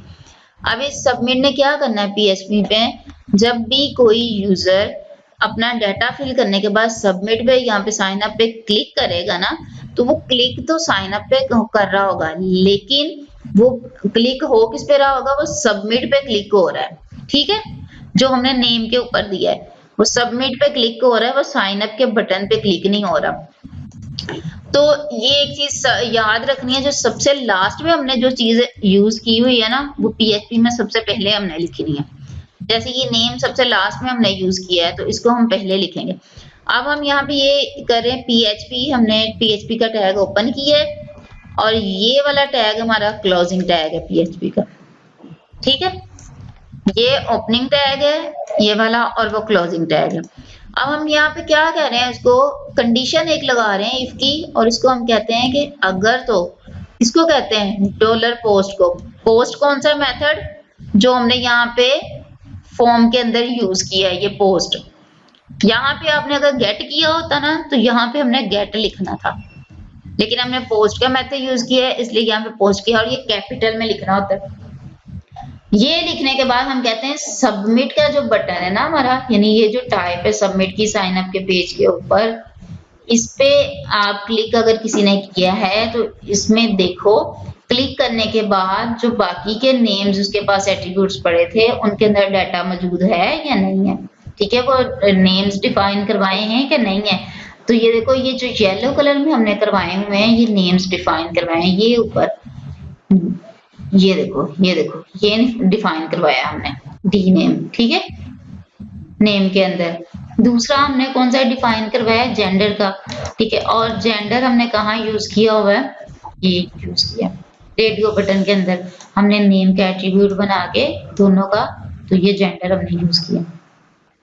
उसके बाद एज का इसी तरीके से ये ऊपर एज का हमने किया हुआ है, ये नेम के अंदर जितने भी चीजें हैं, ये नंबर का है, फोन नंबर का, फिर ब्लड ग्रुप का ये हमने यूज किया हुआ है। ठीक है, तो इन सबको हमने यहाँ पे लिख लेना है, $पोस्ट के साथ हमने लिख लेना है। अब बात आती है इन नामों की कि ये कौन से नाम है। ठीक है, तो ये वेरिएबल्स हैं जो हम अपनी मर्जी से बनाते हैं, इनकी जगह आप कोई भी नाम लिख सकते हो। ये वाले इधर राइट साइड वाले जो नाम येलो कलर में आ रहे हैं, ये हमने वो लिखने होते हैं जो हमने अपने फ्रंट एंड के नेम के एट्रीब्यूट के अंदर लिखे होते हैं, और जो इधर लेफ्ट साइड के नेम्स हैं, ये वेरिएबल्स जो भी हैं, ये हमने अपनी मर्जी से बनाए होते हैं। ये आप कुछ भी लिख सकते हो, इसका फर्क नहीं पड़ेगा, क्योंकि ये आगे यहाँ पे आके नीचे कॉल होने हैं, ऊपर कॉल नहीं होने। ठीक हो गया। अच्छा, अब इसमें क्या हम कर रहे हैं कि इसको हम कह रहे हैं कि कंडीशन को कि अगर तो सबमिट का बटन सेट है हमारे यूजर इंटरफेस के अंदर, उसके कोड के अंदर, और उसके अंदर ये बाकी के वेरिएबल्स एट्रीब्यूट्स पड़े हुए हैं, डी नेम का, जेंडर का, एज का, तो इन सबका डाटा जो यूजर ने यहाँ पे फॉर्म के अंदर फिल किया है, जब हम यहाँ फॉर्म के अंदर फिल करेंगे ना डाटा, तो वो इन नामों ने उठाना है डाटा जो हमने नेम के अंदर डाले हुए हैं। तो वो कहता है कि इन नामों के अंदर अगर डाटा पड़ा है तो उस डाटे को, ये मैंने वेरिएबल्स बनाए हैं, इनके अंदर स्टोर करवा दो। अब हम इसके अंदर जब स्टोर करवा देते हैं, फिर वो कंडीशन चलाता है कि इफ डॉलर पासवर्ड और डॉलर कंफर्म पासवर्ड, ये सी पासवर्ड अगर मैच नहीं करते तो तुमने इको करना है, मतलब डिस्प्ले कराना है एक स्क्रिप्ट, और उसमें अलर्ट चला देना है कि आपका पासवर्ड कंफर्म नहीं है, ये मैच नहीं है आपके दोनों पासवर्ड। ठीक है। और अगर तो वो मतलब मैच करते हैं तो फिर तुमने ये वाली फाइल जो है, ये वाला काम आगे कर देना। ठीक है। ये वाला आपका खाली है, वैसे इसको ना करो तो बेहतर। अब इसमें हम क्या कह रहे हैं कि एक हमने रैंडमली फाइल बनाई है 1000 से 10,000 की, वो चली जाती है, ठीक है, तक जा रही है। उसके अंदर हम फाइल्स का एक बना रहे हैं वेरिएबल। ये फाइल्स का वेरिएबल क्यों यूज कर रहे हैं? क्योंकि हमने यहाँ पर फाइल की टाइप लिखी थी और हमें इमेज फाइल के थ्रू ही आनी है। और ये वाला जो नेम है ना, ये हम उसको बताते हैं कि हमने एक नेम लिया हुआ है, ठीक है, फाइल का, तो उस वजह से ये हम नेम यहाँ पे लिख रहे हैं। अब वो कहता है कि चाहे वो 1000 है या 10,000 है या एक पिक्चर है, जितनी भी पिक्चर्स अपलोड हो रही हैं, उन पिक्चर्स को, ये इनके अंदर डाटा अपलोड हो चुका है, वहां से उठाओ और ये एक $p नेम के नाम से मैंने वेरिएबल बनाया है, इसके अंदर स्टोर करवा दो। जब हम कोई पिक्चर अपलोड करवाते हैं ना, इमेज अपलोड करवाते हैं, तो उसके लिए हम एक टेम्परेरी इमेज भी बनाते हैं। टेम्परेरी इमेज के लिए हमारे पास ये फील्ड आती है लिखने के लिए। सेम वही चीज हमने ये वाली ही कॉपी करके डाल दी है। ठीक है। इसमें क्या किया है, सिर्फ नेम की जगह ना टेम्प नेम आ जाना हमारा, टेम्परेरी नेम, और फिर इसको भी एक फील्ड के अंदर हमने लिख देना है वेरिएबल के अंदर, ये अपनी मर्जी से। तो ये हमारा स्टोर हो गया। अब हम उसको पाथ दे रहे हैं, लोकेशन सेट कर रहे हैं कि तुमने यहाँ से जब पिक्चर उठा ली है, इसके थ्रू तुमने पिक्चर उठा ली है, ठीक है, तो तुमने क्या करना है, तुमने पाथ हमारा जो सेट किया है उस कॉलम के अंदर हमारी वो पिक्चर डालनी है। तो फिर वो हम देते हैं यहाँ पे, ये जो 2 आ रहे हैं डॉट्स, इनका पर्पस होता है कि इस फोल्डर के बाहर अगर फोल्डर पड़ा है ना, ये वाला जिसके अंदर मैं करवा रहा हूँ, ठीक है, तो तुमने वहां पे जाना है। मतलब अब ये मेरे पास पड़ा हुआ है फोल्डर एडमिन का, ठीक है, एडमिन के अंदर मैंने एक फाइल का फोल्डर बनाया है, तो मैं कहता हूँ इसको कि ये मैंने एडमिन का फोल्डर बनाया है, उसके अंदर फाइल का मेरा फोल्डर पड़ा है। तो तुमने क्या देखना है, तुमने मेरे ये फोल्डर का नेम देखना है, ये दोनों मेरे फोल्डर के नेम है। ये फोल्डर है, अगर तो वो एडमिन के फोल्डर के अंदर पड़ा है, ठीक है, अगर उससे बाहर पड़ा है तो वहां से भी देख लो। जहां पे भी ये मेरा फाइल का फोल्डर पड़ा है, तो मैंने जो पिक्चर अपलोड की है ये फाइल के फोल्डर के अंदर जानी चाहिए। अगर तो उस फोल्डर के अंदर जा रही है तो फिर उस डाटे को मैंने ये एक वेरिएबल बनाया है, इसके अंदर स्टोर करवा दो। अब इसके अंदर वेरिएबल के अंदर स्टोर हो गया। ये याद रखिएगा, जितने भी ये इज इक्वल से पहले लेफ्ट साइड पे आ रहे हैं $साइन के नाम के साथ, ये आपने अपनी मर्जी के वेरिएबल बनाए हैं। यहाँ पे आप कोई भी नाम यूज कर सकते हो। अब जब यहाँ पे वो फोल्डर के अंदर पिक्चर चली गई है, तो हम उसको कहते हैं मूव अपलोडेड फाइल। ठीक है, ये हमारी क्वेरी चल रही है कि तुमने हमारी अपलोडेड फाइल मूव करनी है, कहाँ से, हमारे इस ये टी नेम का वेरिएबल है, इसमें पड़ी है, इधर से उठानी है। फिर ये अपलोडेड के नाम से हमने वेरिएबल बनाया है, इसमें पड़ी है, इधर से उठानी है। ठीक है, उसके बाद ये हमने जो पाथ सेट किया था उसमें पड़ी है, वहां से उठा के इनको आपस में कॉन्कैटिनेट करो और $p नेम के अंदर इसके अंदर डाल दो। ठीक है, यहाँ पे मूव हो गई है। फिर हम इंसर्ट की क्वेरी चलाते हैं। इस सारे फॉर्म के पीछे इंसर्ट की फिर क्वेरी चलती है, और वो क्या कहती है, इंसर्ट कहता है डोनर क्या है, ये हमारा ये टेबल का नेम है जो हमने अपने डेटाबेस में बनाया है। ये हमारी डेटाबेस है, ये देखें ये हमारा टेबल नेम है, ठीक है। ये डेटाबेस नेम है, ये हमारा टेबल नेम है और इसके अंदर जो ये बने हुए हैं ना चीजें, ये हमारे कॉलम्स है। ID, D name, email, age, phone, blood group, ये सारे चीजें हमारे कॉलम्स है। तो अब हम उसको कह रहे हैं कि तुमने इंसर्ट करना है डेटाबेस में। हमारे डोनर के नाम का एक टेबल है उसके अंदर, जिसके अंदर मैंने कॉलम बनाए हैं डी नेम के नाम से, email, age, phone, blood group, gender, password, file, इन सब के अंदर मैंने वहां पे टेबल के अंदर अपने कॉलम बनाए हैं। फिर मेरी ये वैल्यूज तुमने सेट करनी है जो मैंने खुद से बनाई हुई हैं, और अब इनमें हमारे ये वाले नाम यूज होने हैं, ये वाले जो हमने खुद से वेरिएबल्स बनाए थे, जो वैल्यूज बनाई हुई थी, तो वो सारी हमने यहाँ पे सिंगल कोटेशन के अंदर लिखते जाना है एक एक करके। ये डी नेम ऐसे ही लेके तो इसको कॉपी करना और वहां पे यहाँ लिखना सिंगल कोटेशन के अंदर, ठीक है। और कॉमा दे देते के हमने स्पेस देते जाना है कि ये अलग अलग चीजें एक चीजें नहीं। तो यहाँ पे सारा डाटा आ गया। अब हम कहते हैं कि हमने जो डाटा हमारे पास स्टोर हुआ था इन वेरिएबल्स के अंदर, इन वैल्यूज के अंदर, उसको उठाओ और हमारे इन कॉलम्स के अंदर डाल दो, और डालने के बाद वो सारा डाटा सेव कर दो इस वेरिएबल के अंदर। ये हमने अपनी मर्जी से एक वेरिएबल बनाया, इसके अंदर सेव कर दो। जब ये वेरिएबल सेव हो गया, अब तुम चेक करो कि हमारी क्यूरी चलानी है MySQL क्यूरी की, ठीक है। उसमें देखो कनेक्शन हमारा बना है जो हमने यहाँ पे नहीं बनाया हुआ पेज पे, ठीक है। वो मैं बना देती हूँ। कनेक्शन बनाने के लिए हम लोग क्या करते हैं, यहाँ पे बनाती हूँ।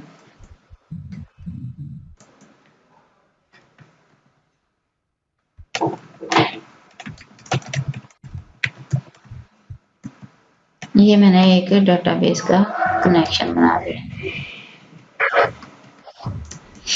अब यहाँ पे हमने क्या करना है, कनेक्शन बनाने के लिए लेनी है रूट, ब्रैकेट के अंदर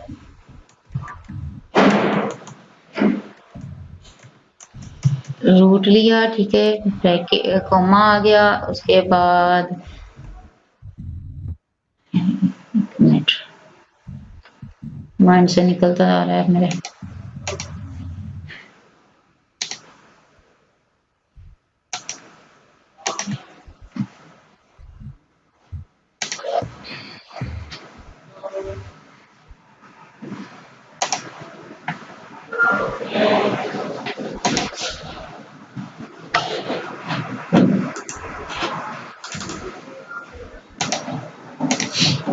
अच्छा, यहाँ पे ये हमारी रूट बनी हुई है डीबी की, ठीक है। MySQL कनेक्शन हम पहले बना रहे हैं, रूट उसकी बनानी है, और ये लोकल होस्ट आया पहले, मतलब हमारा जो सर्वर नेम है, ठीक है। कॉमा देके रूट आ जानी है, उसकी जो बेस आ गई। फिर ये खाली कॉलम जो हमारे आना है कोटेशन, ये हमारे पासवर्ड के हैं जो हम सेट नहीं करते। उसके बाद यहाँ पे हमारा आना है डेटाबेस का नाम, जो हमने ये रखा हुआ है नाम, ये वाला हमारा डेटाबेस का नाम आ जाना है, ठीक है। ब्लड डोनेशन के नाम से हमारा डेटाबेस का नाम है, ये लिखा जाना है। अच्छा, अब यहाँ पे इसको क्लोज करते हैं। अब इधर हमने क्यूरी चलानी है MySQL कनेक्ट की, ये हमारी क्यूरी चल गई। इधर अब हम इसको सेव करवा रहे हैं अपनी क्यूरी को, तो यहाँ पे कोई भी वेरिएबल बना सकते हैं। ये मैंने वेरिएबल बना के एक उसके अंदर मैंने इसको सेव कर दिया इस क्यूरी को। अब हम क्या कह रहे हैं कि MySQL की क्यूरी हमारी चली है, इसमें चेक करो हमारा डॉलर कनेक्शन, यानी कि हमारा जो कनेक्शन बनाया है वो पड़ा है, तो ये हमारा पड़ा है। उसके बाद SQL का जो हमारा वेरिएबल बना हुआ है वो मौजूद है, तो ये हमारा SQL का वेरिएबल है, ठीक है। तो वो इन दोनों के अंदर जो भी डाटा मौजूद है उसको $run का हमने वेरिएबल बनाया है, तो इसके अंदर डाल दो। अब इसके अंदर जब डल गया है उसका डाटा, तो एक कंडीशन चलाओ इफ की, ठीक है, जिसमें कराओ कि अगर तो $run के वेरिएबल के अंदर हमारा डाटा मौजूद है तो फिर इको करो, एक स्क्रिप्ट शो करवाओ जिसमें एक विंडो ओपन हो, ये उसकी लोकेशन है, ठीक है, विंडो डॉट लोकेशन डॉट हैरिफ, ये हम पाथ सेट कर रहे हैं लॉगिन डॉट PHP। अगर तो डाटा सारा इंसर्ट हो गया तो फिर हमारे पास एक आ जाए अलर्ट पहले शो हो, ठीक है। अलर्ट के अंदर क्या वो करे, हमें शो करवा दे कि आपका रजिस्ट्रेशन जो है वो सक्सेसफुली हो चुकी है। ठीक है, रजिस्ट्रेशन सक्सेसफुली। और दूसरी आप जो है उसके बाद आप एक पेज ओपन करवा दो डायरेक्ट रजिस्ट्रेशन के बाद, वो लॉगिन का पेज हो, ठीक है। तो ये हमने उसका लिंक दिया, ये हमारे यहाँ तक का था काम। अब मैं आपको यहाँ से इसके करके बता देती हूँ एंट्री। सिंपल नेम मैं ABC लिख रही हूँ, ठीक है, और एज मैं इसकी लिख देती हूँ 18, मोबाइल नंबर कुछ भी लिख दिया, ब्लड ग्रुप हमने कौन सा दिया है, इनएक्टिव कर दिया, ईमेल मैं कर रही हूँ अली के नाम से, पासवर्ड 123, कंफर्म पासवर्ड कर रही हूँ 123, और फाइल हम सिलेक्ट करते हैं उसकी इमेजेस के लिए कोई भी। ये मेरे पास ये फाइल एक पड़ी है, वो मैंने अपलोड कर दी, और साइन अप पे अब हमने क्लिक किया तो हम डाटा हमारा सक्सेसफुली जा रहा है, इसलिए हमारे पास ये उसने अलर्ट शो करवाया है। ये अलर्ट इसकी वजह से शो हुआ है, इस स्क्रिप्ट की वजह से, एक लाइन की वजह से, ठीक है। तो इसने शो करवा दिया है, तो हम जब ओके करेंगे तो ये हमें अगले पेज पे लॉगिन पे लेके जाएगा। ये मेरे पास एरर्स इस वजह से आ रहे हैं क्योंकि मैंने वहां से कोड चेंज करने वाला है, तो इसने हमें लॉगिन के पेज पे लेके जाना है। अब मैं लॉगिन के पेज पे जाती हूँ तो मेरे पास इस चीज का एरर आ रहा है, ठीक है, ये मैंने कर दिया रिमूव, ठीक है। तो ये हमारा लॉगिन का पेज आ गया, ठीक हो गया। जब हमने वो साइन अप का सक्सेसफुली का अलर्ट आया है, उसके बाद हमने जैसे ही उस पे ओके पे क्लिक किया है तो हमें वो इस पेज पे लेके जा रहा है, लॉगिन के पेज पे। अब इसके पेज पे जाने के बाद हमारे पास यहाँ पे क्यूरी कौन सी चलनी है, सिलेक्ट की क्यूरी, जिसने हमारा डाटा सिलेक्ट करना है, ठीक है। अभी हमने अली के नाम से ऐड की थी एक आईडी और 123 उसका पासवर्ड का था। अब पहले मैं आपको इसके डेटाबेस में दिखा दूं, हमने ये देखें ये एंट्री की थी ABC के नाम से, ठीक है, अली उसकी जीमेल आईडी थी, ये हमारा डाटा था, जेंडर हमने उसकी ऑन रखी हुई थी, यहाँ पे ये जेंडर हम चेंज कर देते हैं वहां से, तो वो जेंडर आनी शुरू हो जाएगी, ठीक है। उसके बाद ये लिखने के बाद लॉगिन जब हम करते हैं तो ये हमारे पास आ रहा है रॉन्ग ईमेल और पासवर्ड का, क्योंकि डाटा का इशू है, वो एरर्स आ रहे हैं आपके कोड के अंदर।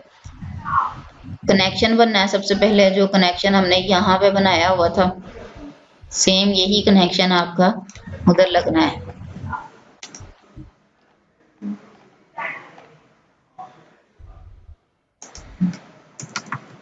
ये कनेक्शन आपका हो गया, लाइन नंबर 5 पे डैशबोर्ड,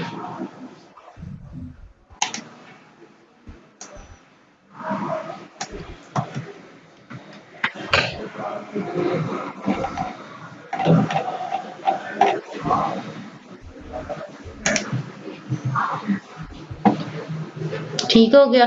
ये हम लॉगिन होके डैशबोर्ड के अंदर आ गए, ठीक है। तो यहाँ से अब हमारा होना है लॉग आउट। अब लॉगिन के पीछे जो हमारी क्यूरी चलनी है वो कौन सी चलनी है वो देखें।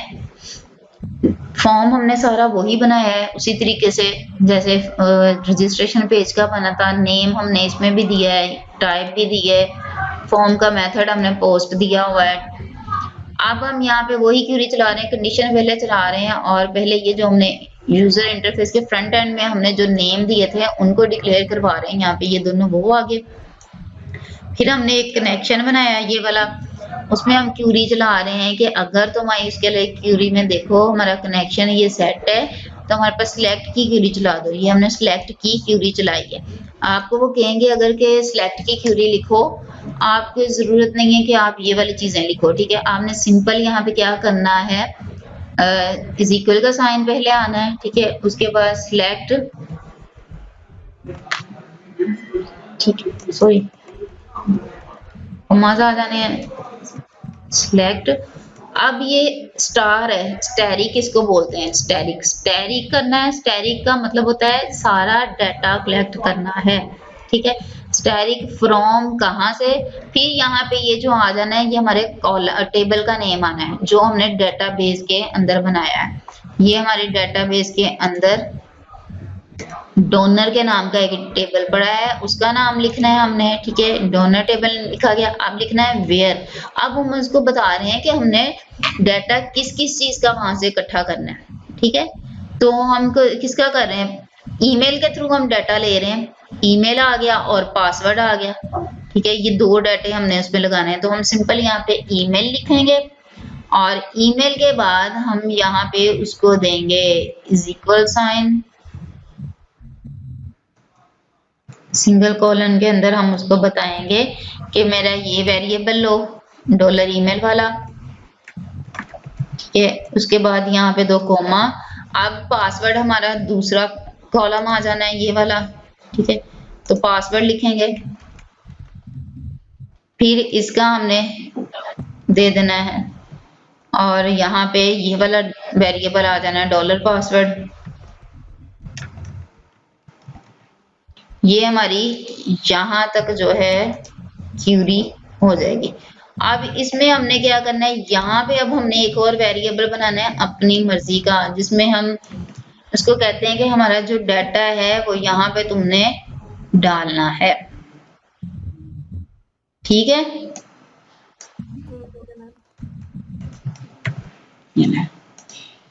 अब ये क्या कर रही है, क्यूरी सिलेक्ट कर रही है डाटा कहाँ से, हमारे टेबल में से, ठीक है।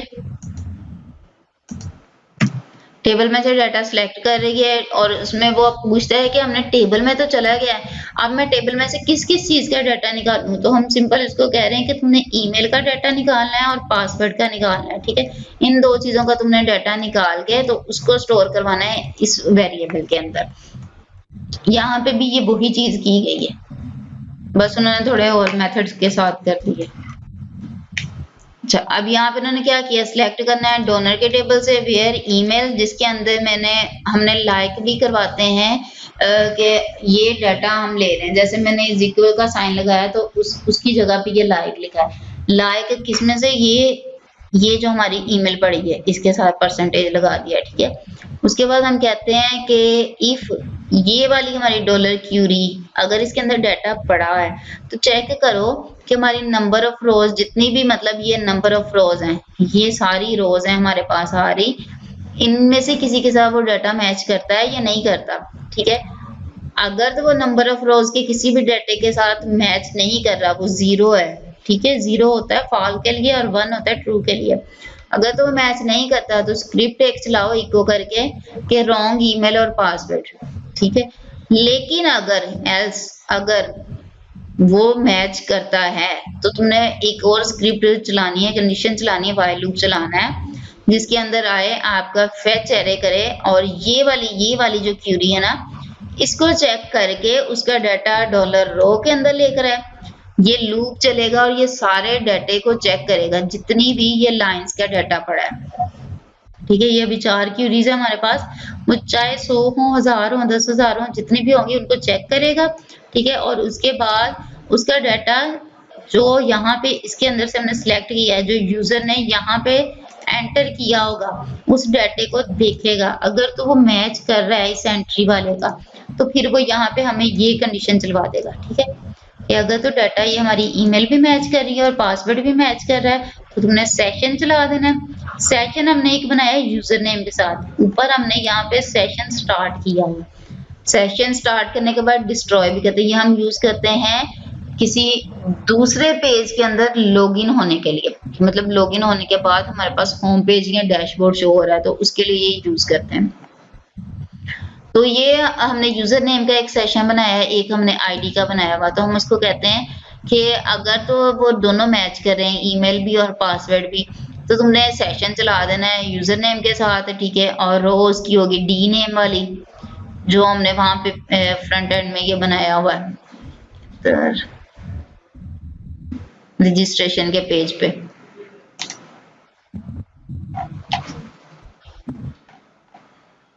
ये वाला जो बनाया है डी नेम, ठीक है। तो अगर तो ये सारी चीजें मतलब आपस में मैच कर रही हैं और सेशन भी चल गया है, तो अब तुमने एक सेशन बनाना है आईडी का और उस रो की आईडी चेक करनी है डेटाबेस के अंदर से, ये वाली आईडी देखनी है, उस आईडी का सारा डाटा मैच करता है, तो उस आईडी के अगेंस्ट तुमने फिर लॉगिन कर देना है। कहाँ पे? हमें लेके जाना है डैशबोर्ड के पेज के अंदर। अब जब मैं यहाँ पे लॉगिन करती हूँ तो ये मुझे अगले पेज पे डैशबोर्ड पे लेके जा रहा है। ये देखें, ये हमारा डैशबोर्ड आ गया। अब समझ आ गई? ये इस सेशन की वजह से आ रहा है, इस वाले सेशन की वजह से हम लॉगिन कर रहे हैं। और फिर उसके बाद ये आगे पेज का लिंक आ जाता है। ये हमारे लॉगिन पेज का काम है। ठीक है, फिर अब डैशबोर्ड का समझा देती हूँ। अब हमने लॉगिन पेज के ऊपर ये सेशन बनाया था, तो यही सेम सेशन हम यहाँ पे बना रहे हैं। पहले सेशन स्टार्ट करते हैं डैशबोर्ड के ऊपर, और फिर वो सेशन हमने आईडी का बनाया था, वो सेशन आ गया, उसको हम स्टोर करवा रहे हैं यूजर आईडी के वेरिएबल में। फिर हम कंडीशन चलाते हैं कि अगर तो जो हमने सेशन बनाया वो सेट नहीं है, इसका मतलब आ जाना नहीं है ये वाला। अगर वो वाला सेशन नहीं है, वो यूजर नेम, वो वाली आईडी हमारे पास मौजूद नहीं है जिससे हम लॉगिन कर रहे हैं, ठीक है, तो फिर हमारे पास शो हो कि आप लॉगिन करें, दोबारा से लॉगिन का पेज ही आए। और अगर तो वो ही होगी आईडी तो फिर लॉगिन करवा देगा, अगर नहीं होगी तो वो फिर नहीं करवाएगा। जैसे अब फर्ज करें हम यहाँ पे कर रहे हैं, ये वाली आईडी मैं यूज कर रही हूँ, ठीक है, और ये हमारे डेटाबेस के अंदर मौजूद नहीं है, दानियाल के नाम की कोई आईडी मौजूद नहीं है। तो जब मैं इसको लॉगिन करती हूँ वो कहता है रॉन्ग ईमेल और पासवर्ड, ट्राई अदर ईमेल और पासवर्ड, और फिर ये हमें लॉगिन के पेज पे ही ले आया। तो ये काम ये चीज कर रही है, ठीक है, कि अगर तो आईडी पासवर्ड नहीं सेम तो ये हमें लॉगिन के पेज पे ही ले आएगा। और यहाँ पे ये चीज कर रही है, हमारी आईडी पासवर्ड सेम नहीं है तो हमें ये मैसेज शो करवा रही है, ठीक है। और फिर हम दोबारा से वापस उसी पेज पे आते हैं लॉगिन वाले पे, इसकी वजह से। ठीक हो गया। अब यहाँ पे हमने साइड बार एक लगाई है। रिक्वायर्ड का मतलब है ये हम एक लिंक लगवा रहे हैं पीएचपी के अंदर हमारी इस साइड बार का, जो अभी हमने ये देखिए ये वाली जो डैशबोर्ड वाली ये साइड बार आ रही है, इसको हमने रिक्वायर्ड करवाया कि डैशबोर्ड पे ये हमारी लाजमी आनी चाहिए।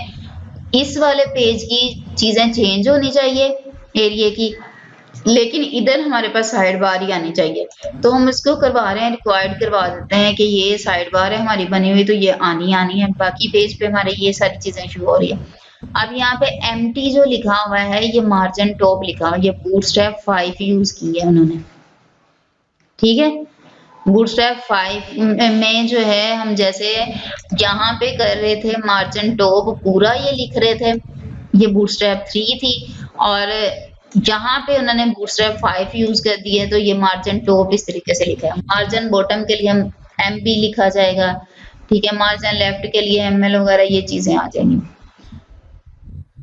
अब यहाँ पे उन्होंने टेक्स्ट की अलाइनमेंट दी है, उसको सेंटर किया है। टेक्स्ट की अलाइनमेंट, ये वेलकम टू डैशबोर्ड डॉलर वाला ये जो है ये सेंटर में है।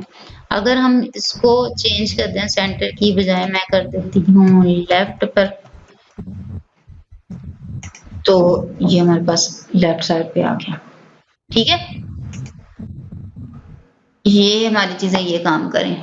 फिर उसके बाद ये क्लास बना दी हमने टेक्स्ट सेंटर की, और ये भी टेक्स्ट को सेंटर कर रहा है, टेक्स्ट को व्हाइट कलर दे दिया हमने। ये बूटस्ट्रैप 5 की क्लासेस हमने यूज करके दिया है। बॉर्डर हमने नन कर दिया है कि बॉर्डर हमारे पास इसका शो ना हो, ये जो बॉर्डर है इसका, ठीक है, ये शो ना हो। अगर मैं इसको करूं, ये देखें ये ब्लड इन्वेंट्री के अंदर है ना, इसका बॉर्डर करके, तो ये देखें ये बाकी के भी बॉर्डर्स जो हैं वो आधे रिमूव हो गए हैं जिसका मैंने रिमूव किया है। लेकिन अगर मैं देती हूँ उसको तो वो फिर बॉर्डर शो करवा रहा है, ये टेबल बना रहे हैं अभी, ठीक है।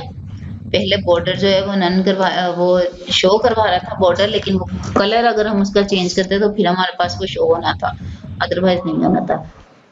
अब ये टेबल, हमने टेबल का एक टैग बनाया जिसके अंदर टेबल ऑफ रोज शो करवाती हैं टीआर के साथ, टेबल हेडिंग आती है टीएच के साथ, और टेबल डी आता है, टीडी आता है टेबल के डाटा के साथ, ठीक है। टेबल के टैग के अंदर टेबल रो आ जाती हैं, ये रोज बना रहा है, फिर टेबल हेडिंग दे रहा है, और फिर टेबल का डाटा दे रहा है। ये चीजें आ गई। ये नीचे भी सेम वही चीज आ रही है, और ये हमारा डैशबोर्ड इतना बन चुका है ये वाला। अब आगे प्रोफाइल वगैरह ये कुछ भी अभी चीजें हमने काम नहीं किया, ये आगे काम करेंगे। साइड बार आपको दिखा देती हूँ, ये हमारी साइड बार है जो अभी हम जिस पे क्लिक कर रहे थे। उसके अंदर हमने एक नैव बनाई है। नैव क्या होता है? नेविगेशन बार होती है, नैव बार इसको बोलते हैं। ये जो जैसे ऊपर ये ब्लैक कलर की आ रही है, ये हमारी नैव बार है। पता चल रहा है इसका? मैं कलर अगर इसका चेंज कर दूं यहाँ से,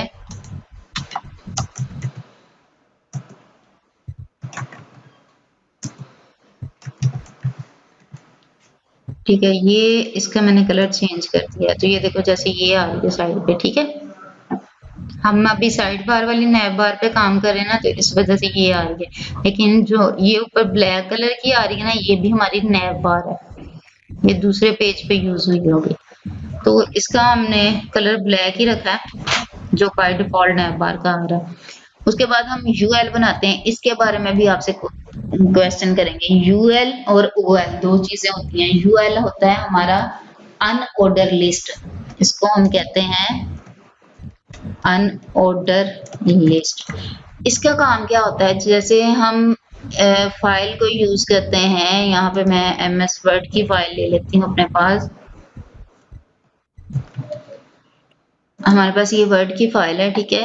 तो इसके अंदर हम जब किसी डेटा के ऊपर काम करते हुए इसको बुलेट्स लगाते हैं, ठीक है, तो अनऑर्डर लिस्ट वो बुलेट शो करवाता है।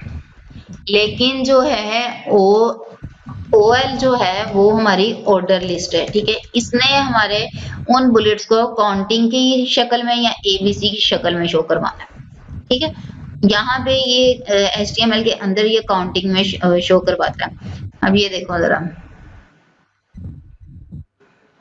ये हम बुलेट्स लगा रहे हैं। यहाँ पे मैं कुछ भी इधर लिखती हूँ,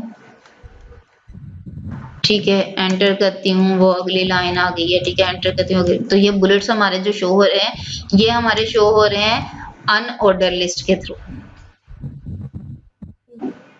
ठीक है। यूएल के थ्रू हमारे ये शो हो रहे हैं अनऑर्डर लिस्ट। और अगर इसकी बजाय हम करते हैं ये वाला, ठीक है, तो ये हमारे शो करवा रहा है जितने भी आप इधर लिखते हो, ठीक है, ये हमारी आ रही हैं ऑर्डर लिस्ट ओएल के साथ। अब जब हमने ये लगाना है यहाँ पे और HTML के अंदर यूज करते हैं, तो हम चाहते हैं कि नैव बार के ऊपर ये हमारे पास डिस्प्ले ना हो, तो इनको हम हाइड करवाने के लिए यूज करते हैं चीजें।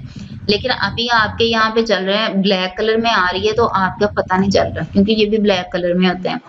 तो इसलिए इनको ज्यादा लंबे काम में भी ना पड़ना बताने के लिए कि कैसे इनको हाइड करते हैं, कैसे शो करवाते हैं, क्योंकि फिर उतना आपका कोड लेंथी होता जाता है।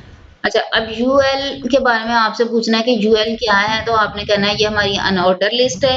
एलआई हमारी है लिस्ट आइटम, ठीक है।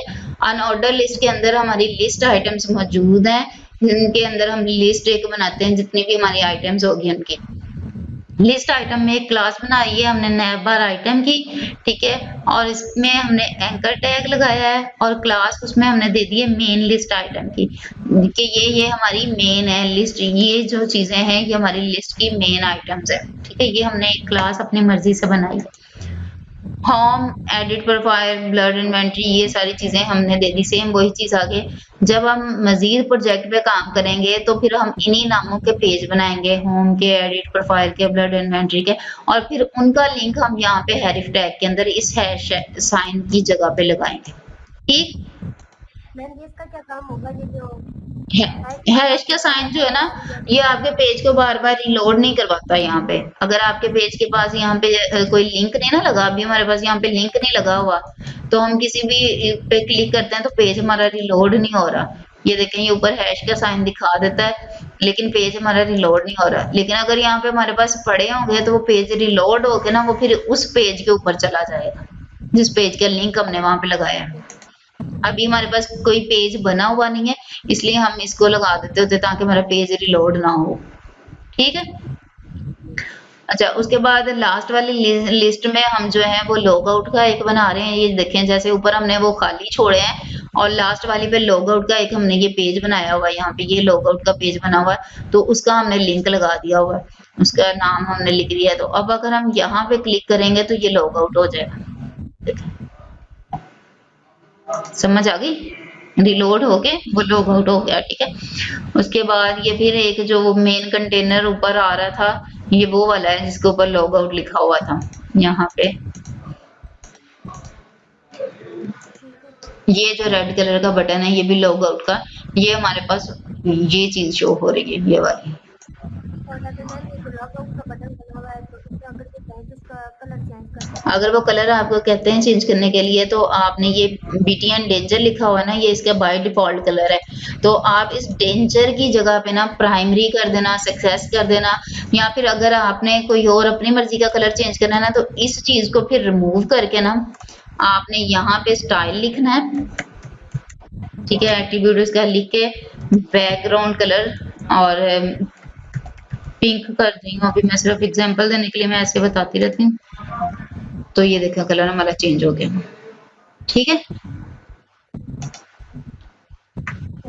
अगर वो कहते हैं कि बूटस्ट्रैप वाले कलर ही आपने चेंज करना है ना, तो फिर इस डेंजर की जगह आप सक्सेस कर देना।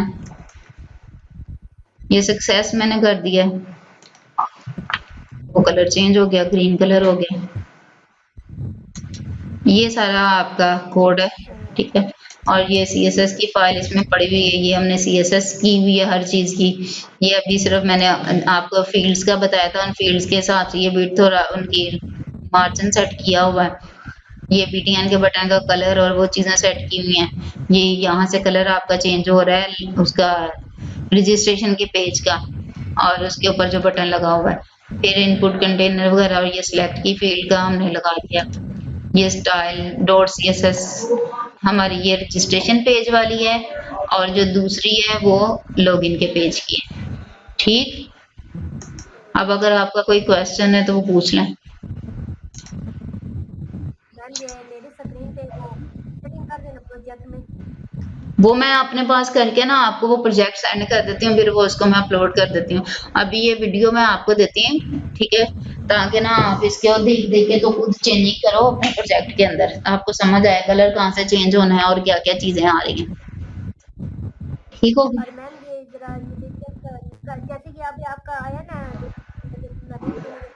ये I want to become donor, क्या आपकी क्या आ रहा है वहां पे?